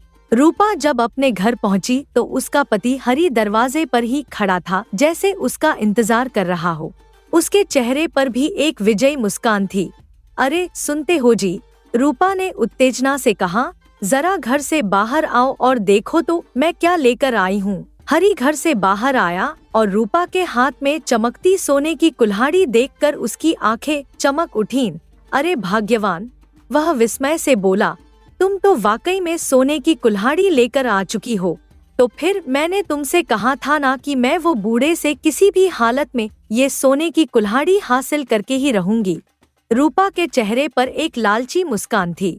वह गर्व से बोली, हमारी चाल काम कर गई। गायत्री बेचारी ने सोचा भी नहीं होगा कि मैंने उसे धोखा दिया है। वह तो अभी भी उस टूटी कुल्हाड़ी के बारे में सोच रही होगी। हरी ने अपनी पत्नी को गले लगा लिया। बहुत बढ़िया भाग्यवान, वह उत्साह से बोला, अब हम इस सोने की कुल्हाड़ी से अमीर हो जाएंगे। हम इसे बेचकर और भी जमीन खरीद लेंगे और फिर हम इस गांव के सबसे अमीर लोग होंगे। हरी ने उत्साह से अपनी पत्नी के कंधे पर हाथ रखा और लालसा भरी नजरों से कुल्हाड़ी को देखते हुए कहा, जरा ये कुल्हाड़ी मुझे दिखाओ, मैं भी तो देखूं इस सोने की कुल्हाड़ी को। रूपा ने अपने पति को कुल्हाड़ी थमा दी। हरी ने कुल्हाड़ी अपने हाथ में ली और प्यार से उसे सहलाया। सोने की कुल्हाड़ी अद्भुत रूप से चमक रही थी, जैसे उसमें सूरज का प्रकाश कैद हो। उसके हत्थे पर नक्काशी के सुंदर काम थे और उसका फलक इतना चमकदार था कि उसमें हरी का प्रतिबिंब साफ दिखाई दे रहा था। अभी हरी कुल्हाड़ी को घुमा फिरा कर देख ही रहा था कि तभी अचानक उसके हाथ से कुल्हाड़ी छूट गई। कुल्हाड़ी तेजी से जमीन पर गिरी और एक विचित्र आवाज के साथ जमीन में धंस गई। अरे अरे अरे, हरी चीखा, उसका चेहरा भय से सफेद पड़ गया। जमीन में अचानक से एक बड़ा गड्ढा बन गया और सोने की कुल्हाड़ी गायब हो गई। गड्ढे से एक अजीब सी चमक आ रही थी और उसके अंदर से ठंडी हवा का झोंका आ रहा था। अरे रे, क्या हो रहा है? रूपा चिल्लाई, उसके हाथ कांप रहे थे। तुमने क्या किया? अरे भाग्यवान, हरी ने घबराकर कहा, मेरे हाथ से अचानक से वो सोने की कुल्हाड़ी छूट गई और देखते ही देखते यहाँ गड्ढा हो गया। वो सोने की कुल्हाड़ी गायब हो गई। भाग्यवान, रूपा के चेहरे पर क्रोध और भय का मिश्रित भाव था। ये तुमने क्या किया? वह अपने पति पर चिल्लाई, वो सोने की कुल्हाड़ी कहाँ चली गई? जरा तुम इस गड्ढे के अंदर झांक कर तो देखो, वो इस गड्ढे में तो नहीं गिरी। हरी ने डरते डरते गड्ढे में झांका। नहीं भाग्यवान, उसने हकलाते हुए कहा, वो कुल्हाड़ी इस गड्ढे में तो कहीं दिखाई नहीं दे रही। मगर भाग्यवान, यह गड्ढा देखने में तो ऐसा लगता है कि जैसे यहाँ एक गुफा है। क्या ये गुफा? रूपा ने अविश्वास से पूछा।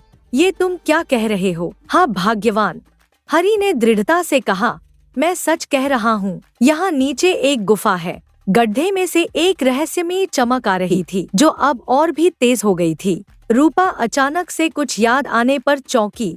अरे हाँ, उसने हाथ से अपना माथा पीटते हुए कहा, अरे हाँ, उस बूढ़े बाबा ने कहा था यह कुल्हाड़ी बंद तकदीर का दरवाजा खोलने की कुल्हाड़ी है। उसकी आंखों में लालच की चमक वापस आ गई। मुझे लगता है कि इस गुफा में जरूर ढेर सारा खजाना छिपा होगा। हरि के चेहरे पर भी लालच का भाव आ गया। हाँ भाग्यवान, उसने उत्तेजना से कहा, तुमने बिल्कुल सही कहा। आओ, हमें तुरंत ही इस गुफा के अंदर जाना चाहिए। इतना कहकर हरि और रूपा दोनों ही उस गुफा के अंदर जाने लगे। गुफा अंधेरी थी, लेकिन उसमें से निकलती एक अजीब सी चमक उन्हें रास्ता दिखा रही थी। वे धीरे धीरे आगे बढ़ते गए। उनके दिल धड़क रहे थे और उनकी आंखों में लालच की आग धधक रही थी। थोड़ी दूर चलने के बाद उन्हें एक बड़ा कक्ष मिला। कक्ष के बीच में एक बड़ा सा घड़ा रखा था जो चमकदार धातु से बना हुआ लग रहा था। घड़े से भी एक विचित्र चमक निकल रही थी। अरे देखो जी, रूपा ने उत्तेजना से कहा, यह घड़ा, जरूर इस घड़े में ढेर सारे सोने के मोहरे होंगे। उसकी आंखें लालच से चमक रही थी। तुम तुरंत ही इस घड़े को खोल कर तो देखो। हरि ने उत्साह से आगे बढ़कर घड़े को छुआ। वह ठंडा और चिकना था। उसने अपने दोनों हाथों से घड़े का ढक्कन पकड़ा और उसे खोलने लगा। ढक्कन बड़ी मुश्किल से खुला और जैसे ही वह पूरी तरह से हटा, एक भयानक दृश्य दिखाई दिया। घड़े से अचानक ढेर सारे विशालकाय कीड़े-मकोड़े निकलने लगे। ये सामान्य कीड़े नहीं थे, बल्कि विशालकाय, विषैले और भयानक दिखने वाले जीव थे।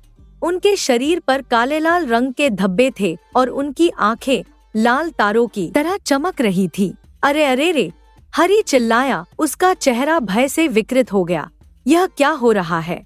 इस घड़े में तो ये ढेर सारे कीड़े निकलने लगे। कीड़े तेजी से हरि के ऊपर चढ़ने लगे। उसके हाथों, पैरों और पूरे शरीर पर फैल गए। वह दर्द से चिल्लाने लगा। अरे बचाओ! वह चीखा अपने हाथों को हिलाते हुए। अरे ये कीड़े मेरे ऊपर चढ़ रहे हैं। अरे मेरी मदद करो! रूपा भी उसी स्थिति में थी। कीड़े उसके पूरे शरीर पर फैल गए थे और वह भी दर्द से तड़प रही थी। अरे आए आए आए! वह चिल्लाई। अरे भाग्यवान, यह क्या हो रहा है? अरे ये कीड़े हमें काट रहे हैं। कोई हमारी मदद करो। हरि भी भयानक दर्द से पीड़ित था। रे मुझे बचाओ! वह चिल्लाया। ये कीड़े मुझे काट रहे हैं। कीड़े उनके शरीर पर काटते जा रहे थे और उनका आकार लगातार बढ़ता जा रहा था। कक्ष अब कीड़ों से भर गया था और हरि और रूपा को सांस लेने में भी तकलीफ हो रही थी। अरे अरे भाग्यवान! हरि ने हांफते हुए कहा, हमें यहाँ कोई बचाने नहीं आएगा। हमें तो यहाँ से खुद ही बाहर निकलना होगा। रूपा, जिसका पूरा शरीर अब लाल हो चुका था और कीड़ों के काटने से छाले पड़ गए थे, अचानक से समझ गई। अब मैं समझ चुकी हूँ। वह क्रोध से बोली, मैं उस बूढ़े को नहीं छोड़ूंगी। तुम तुरंत ही उस बूढ़े की झोपड़ी पर चलो। वे दोनों बड़ी मुश्किल से उस गुफा से बाहर निकले। उनके शरीर पर अभी भी कुछ कीड़े चिपके हुए थे और उनके शरीर पर ढेर सारे घाव थे। उनके कपड़े फट चुके थे और उनके चेहरे पर दर्द और क्रोध का मिश्रित भाव था। वे सीधे बूढ़े बाबा की झोपड़ी की ओर भागे। उनके क्रोध का ठिकाना नहीं था। थोड़ी ही देर में वे बूढ़े बाबा की झोपड़ी पर पहुंच गए। अरे शैतान बूढ़े! रूपा ने क्रोध से चिल्लाते हुए दरवाजा खटखटाया। तूने हमारे साथ क्या किया? तूने हमारे साथ आखिर ऐसा क्यों किया? बूढ़े बाबा ने धीरे से दरवाजा खोला। उनकी आंखों में वही शांत, ज्ञानी भाव था और उनके होठों पर एक हल्की सी मुस्कान थी। अरे क्या हुआ बेटी? उन्होंने शांति से पूछा। तुम इतनी जोर जोर से क्यों पुकार रही हो? क्या बात है?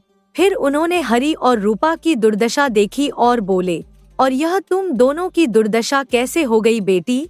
अरे शैतान बूढ़े! रूपा फिर चिल्लाई। उसके चेहरे पर क्रोध और दर्द के आंसू थे। तूने हमारे साथ क्या किया? तूने हमारे साथ आखिर ऐसा क्यों किया? बूढ़े बाबा ने अपना सिर हिलाया। उनकी आंखों में दया का भाव था। अरे नहीं बेटी नहीं, उन्होंने कोमलता से कहा। मैंने तुम दोनों की यह दुर्दशा नहीं की है। भला मैं तुम दोनों की यह दुर्दशा कैसे कर सकता हूँ, अगर फिर तुमने नहीं किया? हरि ने गुस्से से पूछा। उसके चेहरे पर दर्द की रेखाएं थी। तो यह दुर्दशा क्या हमने अपने हाथों से की है?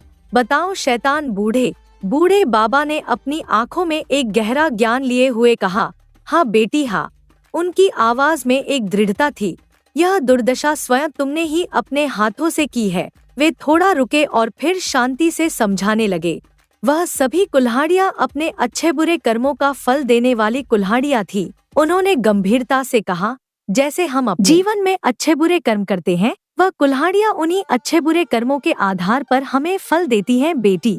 रूपा के चेहरे पर अब समझ का भाव आने लगा था, लेकिन उसके मन में अभी भी क्रोध था। बेटी, बूढ़े बाबा ने मृदुता से कहा, तुम झगड़ालू हो, तुम लालची हो, तुमने स्वयं ही अपना भाग्य चुना है। बेटी, तुम्हारी यह दुर्दशा तुम्हारे बुरे कर्मों के आधार पर हुई है। वे एक क्षण के लिए रुके, अपनी दाढ़ी को सहलाया और फिर आशा भरे स्वर में बोले, बेटी, अभी भी तुम दोनों के पास समय है, सुधर जाओ। सुधर जाओगी तो यह सब ठीक हो जाएगा बेटी। उनकी आंखों में एक गहरी करुणा थी, इसीलिए सदैव मनुष्य को अपने जीवन में अच्छे कर्म ही करने चाहिए बेटी। रूपा, जिसके चेहरे पर अब शर्म और पश्चाताप के भाव थे, अचानक से एक बात याद आई। फिर वो गायत्री को क्या? उसने हकलाते हुए पूछा। उसके कर्मों का फल नहीं मिलेगा? बूढ़े बाबा ने मुस्कुराते हुए कहा, जरूर बेटी जरूर, गायत्री को भी उसके कर्मों का फल अवश्य मिलेगा बेटी। उधर गायत्री के घर में साधारण जीवन अपनी गति से चल रहा था। संध्या का समय था और घर के आंगन में दीप जलाने का वक्त आ गया था। गायत्री रसोई में खाना बना रही थी और रामू आज के काम से थका हुआ आया था। अरे जी, सुनते हो? गायत्री ने अपने पति को आवाज लगाई, जरा आप इस लकड़ी के छोटे छोटे टुकड़े कर दो। रामू ने अपनी पत्नी की ओर प्यार से देखा। मगर भाग्यवान, उसने पूछा, आज तुम जंगल से लकड़ियां नहीं ला पाई क्या? गायत्री ने अपने माथे का पसीना पोंछते हुए कहा, अरे नहीं, आज मैं जंगल में लकड़ियां नहीं ला पाई, इसलिए आप इस बड़ी लकड़ी के छोटे छोटे टुकड़े कर दो, जिससे मैं चूल्हे में डालकर खाना बना सकूं। यह कहकर गायत्री ने रामू को वह कुल्हाड़ी दी जो उसे बूढ़े बाबा से मिली थी। रामू ने कुल्हाड़ी को देखा। यह एक साधारण सी दिखने वाली कुल्हाड़ी थी, लेकिन इसके हत्थे पर सुंदर नक्काशी थी। रामू ने कुल्हाड़ी को हाथ में लिया और लकड़ी को काटने के लिए तैयार हुआ। उसने कुल्हाड़ी को ऊपर उठाया और जैसे ही उसने लकड़ी पर वार करने के लिए नीचे लाया, कुल्हाड़ी उसके हाथ से छूट गई और जमीन पर जा गिरी। अचानक से जमीन पर एक गड्ढा बन गया। कुल्हाड़ी तो जैसे गायब ही हो गई और उसकी जगह एक बड़ा सा गड्ढा दिखाई देने लगा। अरे अरे भाग्यवान, रामू ने हैरानी से कहा, यह क्या हो गया? और वह कुल्हाड़ी कहाँ गायब हो गई? गायत्री भी आश्चर्य से दंग रह गई। वह रसोई से बाहर आई और उस गड्ढे को देखने लगी। अरे यह क्या हो गया? रामू ने गड्ढे को घूरते हुए कहा, इतना बड़ा गड्ढा, वो भी उस कुल्हाड़ी के कारण। अरे यह जरा सी गिरी और यह गड्ढा, यह कैसे संभव है? रामू ने साहस करके उस गड्ढे में झांका, मगर भाग्यवान, उसने विस्मित स्वर में कहा, इस गड्ढे में से तो एक सुनहरी रोशनी बाहर आ रही है। अरे अरे, गायत्री ने भी झुककर देखा। गुफा, यहाँ तो एक गुफा है, गुफा है भाग्यवान। रामू ने उत्साह से कहा, हमें इस गुफा के अंदर जाकर देखना होगा। गायत्री ने एक पल के लिए हिचकिचाते हुए अपने पति का हाथ पकड़ा। मगर जी, यह खतरनाक तो नहीं होगा? उसकी आंखों में थोड़ा डर था। हम नहीं जानते कि नीचे क्या है। रामू ने अपनी पत्नी के हाथ को प्यार से थपथपाया। डरो मत भाग्यवान, मैं तुम्हारे साथ हूँ। और देखो, इस गुफा से तो प्रकाश आ रहा है, कोई अंधेरा नहीं है। चलो देखते हैं कि नीचे क्या है। गायत्री ने अपने पति के हौसले को देखकर सिर हिलाया। दोनों ने एक दूसरे का हाथ पकड़ा और धीरे धीरे सीढ़ियों से उतरने लगे। सीढ़ियां अद्भुत रूप से निर्मित थी, जैसे किसी कुशल शिल्पकार ने उन्हें बनाया हो। प्रत्येक सीढ़ी पर नक्काशीदार अलंकरण थे, जिनमें फूल, पत्ते और अजीब जीवों के चित्र उकेरे हुए थे। जैसे जैसे वे नीचे उतरते गए, वैसे वैसे प्रकाश और तेज होता गया। देखो जी, गायत्री ने एक सीढ़ी पर रुककर कहा, यह नक्काशी कितनी सुंदर है, मैंने ऐसी कारीगरी पहले कभी नहीं देखी। रामू ने भी आश्चर्य से उस नक्काशी को देखा। सच में भाग्यवान, यह तो बहुत पुरानी लगती है, फिर भी इतनी स्पष्ट है जैसे अभी अभी बनाई गई हो। वे और नीचे उतरते गए। सीढ़ियां अब एक गोलाकार सुरंग में बदल गईं, जिसकी दीवारें मणिक्य और पन्ने से जड़ी हुई लग रही थी। प्रत्येक कदम के साथ उनके पैरों के नीचे की जमीन से एक मधुर संगीत का स्वर निकलता था, जैसे कोई सितार बज रहा हो। सुनो यह संगीत। गायत्री ने विस्मय से कहा, यह कैसे संभव है? पता नहीं भाग्यवान। रामू ने अपनी आंखों को चारों ओर घुमाते हुए कहा, यह सब तो जादू जैसा लगता है। थोड़ी देर और चलने के बाद सुरंग अचानक विस्तृत हो गई और वे एक विशाल कक्ष में प्रवेश कर गए। कक्ष इतना बड़ा था कि उसका दूसरा छोर दिखाई नहीं दे रहा था। छत इतनी ऊंची थी कि वह आकाश जैसी लग रही थी और उस पर असंख्य छोटे छोटे प्रकाश बिंदु टिमटिमा रहे थे, जैसे तारे चमक रहे हों। लेकिन सबसे आश्चर्यजनक दृश्य तो उनके सामने था। पूरे कक्ष में चारों ओर सोने के बड़े बड़े मटके रखे थे। कुछ छोटे, कुछ बड़े, कुछ मध्यम आकार के, हर आकार के मटके वहाँ मौजूद थे। प्रत्येक मटके से एक अलग रंग का प्रकाश निकल रहा था जो कक्ष को इंद्रधनुषी रंगों से नहला रहा था। अरे अरे अरे, रामू ने हकलाते हुए कहा। उसकी आंखें विस्मय से बड़ी हो गई थी। देखो तो, यहाँ तो कितने सारे सोने के आभूषणों से भरे मटके हैं। गायत्री ने एक मटके के पास जाकर उसे ध्यान से देखा। मटका पूरी तरह से खालिस सोने का बना था और उस पर अद्भुत नक्काशी की गई थी। मटके के अंदर हीरे, मोती, माणिक और अन्य कीमती रत्न भरे थे जो इतने चमकदार थे कि सीधे देखने पर आंखें चौंधिया जाती थी। तुमने सही कहा भाग्यवान, गायत्री ने विस्मय से कहा। यह तो अकल्पनीय है। वे दोनों एक मटके से दूसरे मटके तक जाने लगे। हर मटके में कुछ अलग था। कुछ में सोने के सिक्के, कुछ में रत्न, कुछ में मूल्यवान वस्त्र और कुछ में ऐसी वस्तुएं जिन्हें वे पहचान भी नहीं पा रहे थे। वे इन अकूत संपत्तियों के बीच चलते हुए एक दूसरे से बात कर ही रहे थे कि अचानक एक मधुर आवाज ने उन्हें चौंका दिया। बेटी गायत्री, बेटा रामू। वे दोनों चौंक कर मुड़े और देखा कि उनके पीछे बूढ़े बाबा खड़े थे। वे पहले की तरह ही सफेद वस्त्र पहने थे। उनकी लंबी सफेद दाढ़ी उनके सीने तक आ रही थी और उनके चेहरे पर वही शांत मुस्कान थी। लेकिन इस बार उनके चारों ओर एक अलौकिक प्रकाश मंडल था जो उन्हें और भी दिव्य बना रहा था। अरे बाबा, गायत्री ने आश्चर्य से कहा, आप यहाँ कैसे पहुँचे? बूढ़े बाबा ने मुस्कुराते हुए कहा, बेटी, जहाँ कर्म है वहाँ मैं हूँ, जहाँ सत्य है वहाँ मैं हूँ, जहाँ प्रेम है वहाँ मैं हूँ। रामू ने आगे बढ़कर बूढ़े बाबा को प्रणाम किया। बूढ़े बाबा, यह सब क्या है? यह गुफा, ये मटके, यह संपत्ति, यह सब कैसे यहाँ है? बूढ़े बाबा ने रामू के सिर पर हाथ रखकर आशीर्वाद दिया। बेटा, उन्होंने कोमलता से कहा, इस गुफा में जितने भी सोने के आभूषणों से भरे मटके हैं, यह सभी मटके तुम्हारे हैं, बेटी गायत्री के हैं। गायत्री और रामू ने एक दूसरे की ओर आश्चर्य से देखा, फिर बूढ़े बाबा की ओर मुड़े। हमारे? गायत्री ने अविश्वास से पूछा। उनके नेत्रों में अभी भी आश्चर्य की चमक थी और हृदय में कृतज्ञता के भाव उमड़ रहे थे। वह कुछ क्षण के लिए शब्दहीन हो गई। गुफा के सुनहरे प्रकाश में बूढ़े बाबा का चेहरा एक अलौकिक आभा से दमक रहा था, जैसे कोई देवदूत धरती पर आ गया हो। बूढ़े बाबा, गायत्री ने अंततः अपने कंपित स्वर में पूछा, आपने जो मुझे कुल्हाड़ी दी थी, वह कुल्हाड़ी जैसे ही जमीन पर लगी तो अचानक यह गुफा प्रकट हो गई और यह जाने का दरवाजा भी। उसने अपने हाथों को फैलाते हुए पूरी गुफा की ओर इशारा किया। यह सब कैसे हुआ? रामू, जो अभी भी चारों ओर के अद्भुत दृश्य से मंत्रमुग्ध था, बूढ़े बाबा के पास आकर विनम्रता से खड़ा हो गया। हाँ बूढ़े बाबा, उसने भी जिज्ञासा से पूछा, यह सब कुछ तो किसी जादू जैसा लगता है। क्या आप हमें बता सकते हैं कि यह वास्तव में क्या है? बूढ़े बाबा ने मंद मुस्कान के साथ अपनी लंबी सफेद दाढ़ी को सहलाया। उनकी आंखों में हजारों वर्षों का ज्ञान झलक रहा था और उनके चेहरे पर एक ऐसी शांति थी जो केवल उन्हीं लोगों में आती है जिन्होंने जीवन के सभी रहस्यों को जान लिया हो। अरे बेटी, बूढ़े बाबा ने गायत्री की ओर प्यार से देखते हुए कहा। उनका स्वर गहरा और मधुर था, जैसे कोई प्राचीन वृक्ष बोल रहा हो। मैंने तुम्हें जो कुल्हाड़ी दी थी वह साधारण कुल्हाड़ी नहीं थी, तो फिर वह क्या थी? रामू ने अधीरता से पूछा। उसकी आंखों में उत्सुकता थी। बूढ़े बाबा ने धीरे से आगे बढ़कर एक सोने के मटके पर हाथ रखा। मटके से एक सुनहरी आभा निकलकर उनके हाथों को घेरने लगी। वह कुल्हाड़ी मनुष्य के कर्मों के आधार पर उन्हें फल देती है। उन्होंने गहरे स्वर में कहा, हमारे जीवन में हर कर्म, हर विचार, हर भावना एक बीज की तरह होती है जो अपने समय पर फल देती है। गायत्री ने अपने हाथों को छाती पर रखते हुए पूछा, लेकिन बूढ़े बाबा, हम तो साधारण ग्रामीण हैं। हमने ऐसा क्या किया है जिससे हमें इतना बड़ा पुरस्कार मिला?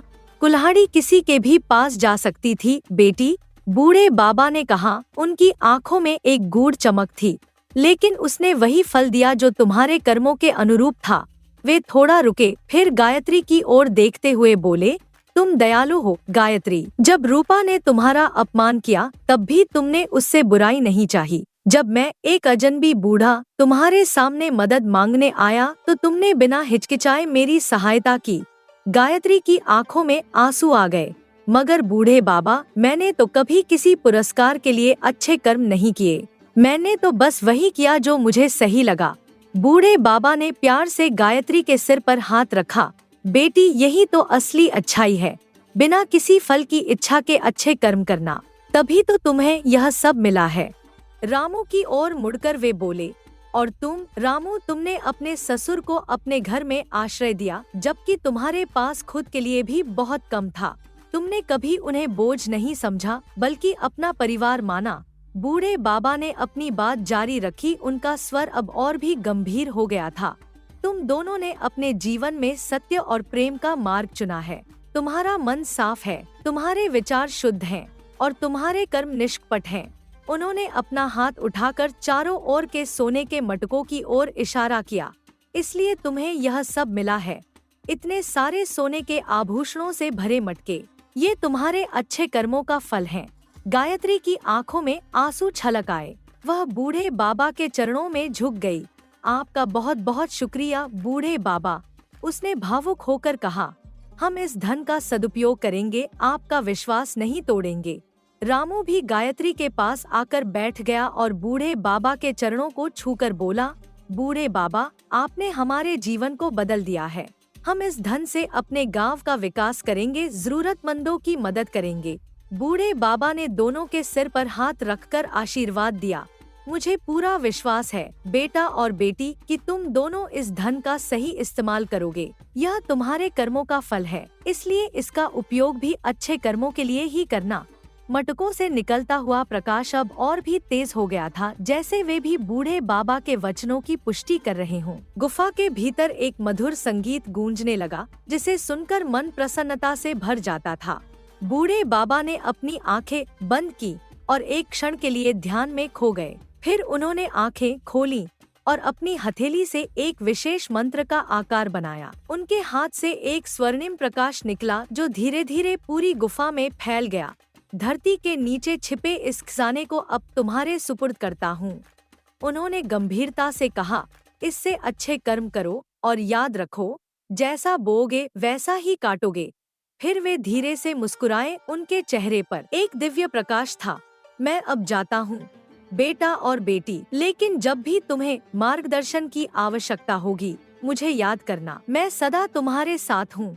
यह कहकर बूढ़े बाबा धीरे धीरे अदृश्य होने लगे। उनका शरीर स्वर्णिम प्रकाश में विलीन होता गया। अंतिम क्षण में उन्होंने एक बार फिर मुस्कान दी और कहा, याद रखना, सच्चा धन वह नहीं है जो तुम्हारे पास है, बल्कि वह है जो तुम दूसरों को देते हो। और फिर वे पूरी तरह से अदृश्य हो गए। केवल उनकी आवाज गुफा में गूंजती रह गई। मैं सदा तुम्हारे साथ हूँ, सदा तुम्हारे साथ। गायत्री और रामू दोनों ही आश्चर्य और श्रद्धा से भरे एक दूसरे को देखते रहे। उनके जीवन में एक नया अध्याय शुरू हो चुका था। वे जानते थे कि यह खजाना केवल उनके लिए नहीं था, बल्कि सभी के कल्याण के लिए था। गायत्री ने अपने पति का हाथ थामा और बोली, चलो अब घर चलें और इस धन का सदुपयोग करना शुरू करें। रामू ने सहमति में सिर हिलाया और वे दोनों गुफा से बाहर निकलने लगे, अपने हृदय में बूढ़े बाबा के मार्गदर्शन को संजोए हुए। इस प्रकार सोने की कुल्हाड़ी की कहानी यहीं समाप्त हुई, लेकिन गायत्री और रामू के अच्छे कर्मों का सिलसिला जारी रहा, जो उन्हें और उनके गांव को सदा सुख और समृद्धि की ओर ले जाता रहा। धन्यवाद।